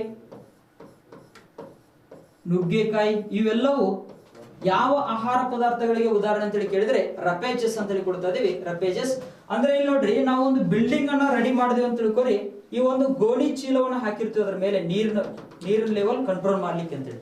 ಯಾವ ರೀತಿ ಗೋಣಿ ಚೀಲವನ್ನ ಹಾಕಿರ್ತೀವಲ್ಲ ಅದೇ ರೀತಿ ನಾರು ಪದಾರ್ಥಗಳನ್ನ ತಿನ್ನುವುದರಿಂದ ಇನ್ಸೈಡ್ ಬಾಡಿ ಅಂತ ಹೇಳಿ ಕೊಡ್ತಾ ಇದೀವಿ, ದೇಹದ ಒಳಗಡೆ ಈ ಒಂದು ನೀರಿನ ಪ್ರಮಾಣವನ್ನು ಕಂಟ್ರೋಲ್ ಮಾಡುತ್ತವೆ ನಾರು ಪದಾರ್ಥಗಳು. ಉದಾಹರಣೆ ಕೊಟ್ಟಿ ನೋಡ್ರಿ, ಕಬ್ಬು, ಮಾವು, ನುಗ್ಗೆಕಾಯಿ ಇರಬಹುದು. ಈ ರೀತಿ ಇನ್ನೂ ಅನೇಕ ಉದಾಹರಣೆಗಳದಾವ, ಅವುಗಳನ್ನ ನೀವು ನೋಡ್ತಾ ಹೋಗ್ಬೇಕು. ಅವುಗಳ ಬಗ್ಗೆ ಮಾಹಿತಿಯನ್ನ ಸರಿಯಾಗಿ ತಿಳ್ಕೊಂಡ್ರೆ ಇಷ್ಟೆಲ್ಲ ನೋಡ್ರಿ, ನಾವು ಒಂದು ಊಟವನ್ನು ಮಾಡ್ಬೇಕಾಗಿತ್ತು ಅಂತ ತಿಳ್ಕೊಂಡಾಗ ಎಲ್ಲಾ ಒಂದು ಘಟಕಗಳದವಲ್ಲ, ಎಲ್ಲವೂ ಆಹಾರ ಪದಾರ್ಥಗಳು ಇರಲೇಬೇಕು. ನಿಮ್ಗೆ ಕೇವಲ ಬರೀ ಧಾನ್ಯಗಳನ್ನ ಅಷ್ಟೇ ತಿನ್ನೋದಲ್ಲ, ಕೇವಲ ಫ್ರೂಟ್ಸ್ ಅಷ್ಟೇ ತಿನ್ನೋದಲ್ಲ, ಈ ರೀತಿ ಕಾರ್ಬೋಹೈಡ್ರೇಟ್ಸ್ ಆಗಿರ್ಬೋದು, ಲಿಪಿಡ್ಸ್ ಆಗಿರ್ಬೋದು, ಪ್ರೋಟೀನ್ಸ್ ಆಗಿರ್ಬೋದು, ವಿಟಮಿನ್ಸ್ ಆಗಿರ್ಬೋದು, ರಫೇಜಸ್ ಮತ್ತು ಮಿನರಲ್ಸ್ ಇರ್ತಕ್ಕಂಥ ಆಹಾರ ಪದಾರ್ಥಗಳ ಸೇವನೆ ಮಾಡುವುದರಿಂದ ನೀವು ಆರೋಗ್ಯವಾಗಿರ್ತೀರಿ ಅಂತ ಹೇಳ್ತಾ ಇದ್ದಾನೆ. ಇದನ್ನ ಬ್ಯಾಲೆನ್ಸ್ಡ್ ಡಯಟ್ ಅಂತ ಹೇಳಿ ಕರಿತೀವಿ, ಸಂತುಲಿತ ಆಹಾರ ಪದ್ಧತಿ ಅಂತ ಕರಿತೀವಿ ನಾವು. ಬ್ಯಾಲೆನ್ಸ್ಡ್ ಡಯಟ್ ಆರ್ ಸಂತುಲಿತ ಆಹಾರ ಪದ್ಧತಿ. ಇಲ್ಲಿಗೆ ಈ ಒಂದು ಆಹಾರ ಅಂತಕ್ಕಂತಹ ಲೆಸನ್ ಕಂಪ್ಲೀಟ್ ಆಯ್ತು. ನೋಡ್ರಿ, ನೀವು ಸರಿಯಾಗಿ ಊಟ ಮಾಡಿದ್ರಿ ಅಂತ ತಿಳ್ಕೊರಿ, ನಿಮ್ಗೆ ಯಾವುದೇ ರೋಗ ಬರುವುದಿಲ್ಲ. ಹೌದ್ರಿ, ರೋಗ ಬರುವುದಿಲ್ಲ. ಸರಿಯಾಗಿ ಊಟ ಮಾಡ್ರಿ. ಇಲ್ಲಿಗೆ ಆಹಾರ ಅಂತಕ್ಕಂಥ ಲೆಸನ್ ಕಂಪ್ಲೀಟ್ ಆಯ್ತು. ನೆಕ್ಸ್ಟ್, ಇಲ್ಲಿವರೆಗೂ ಕೇಳಿದ್ದಕ್ಕಾಗಿ ತಮಗೆಲ್ಲರಿಗೂ ಧನ್ಯವಾದಗಳು. ಏನಾದ್ರೂ ಡೌಟ್ಸ್ ಇದ್ರೆ ಎನ್ ಬಿ ಸೈನ್ಸ್ ಟೆಲಿಗ್ರಾಮ್ ಚಾನಲ್ಗೆ ಜಾಯ್ನ್ ಆಗಿಬಿಟ್ಟು ಡೌಟ್ಸ್ ಅನ್ನ ಕ್ಲಿಯರ್ ಮಾಡ್ಕೊಳ್ಬಹುದು. ಜೊತೆಗೆ ಈ ನೋಟ್ಸ್ ಬಗ್ಗೆ ನೆಕ್ಸ್ಟ್ ಅಪ್ಲೋಡ್ ಮಾಡ್ತಾರೆ, ಅದನ್ನ ಅವಾಗ ನೀವು ನೋಡ್ರಿ. ಎಸ್, ನೆಕ್ಸ್ಟ್ ಸಂವಿಧಾನ ತರಗತಿ ಅದ, ಎಲ್ಲರೂ ದಯವಿಟ್ಟು ಅಬ್ಸರ್ವ್ ಮಾಡ್ರಿ. ಓಕೆ, ಧನ್ಯವಾದಗಳು.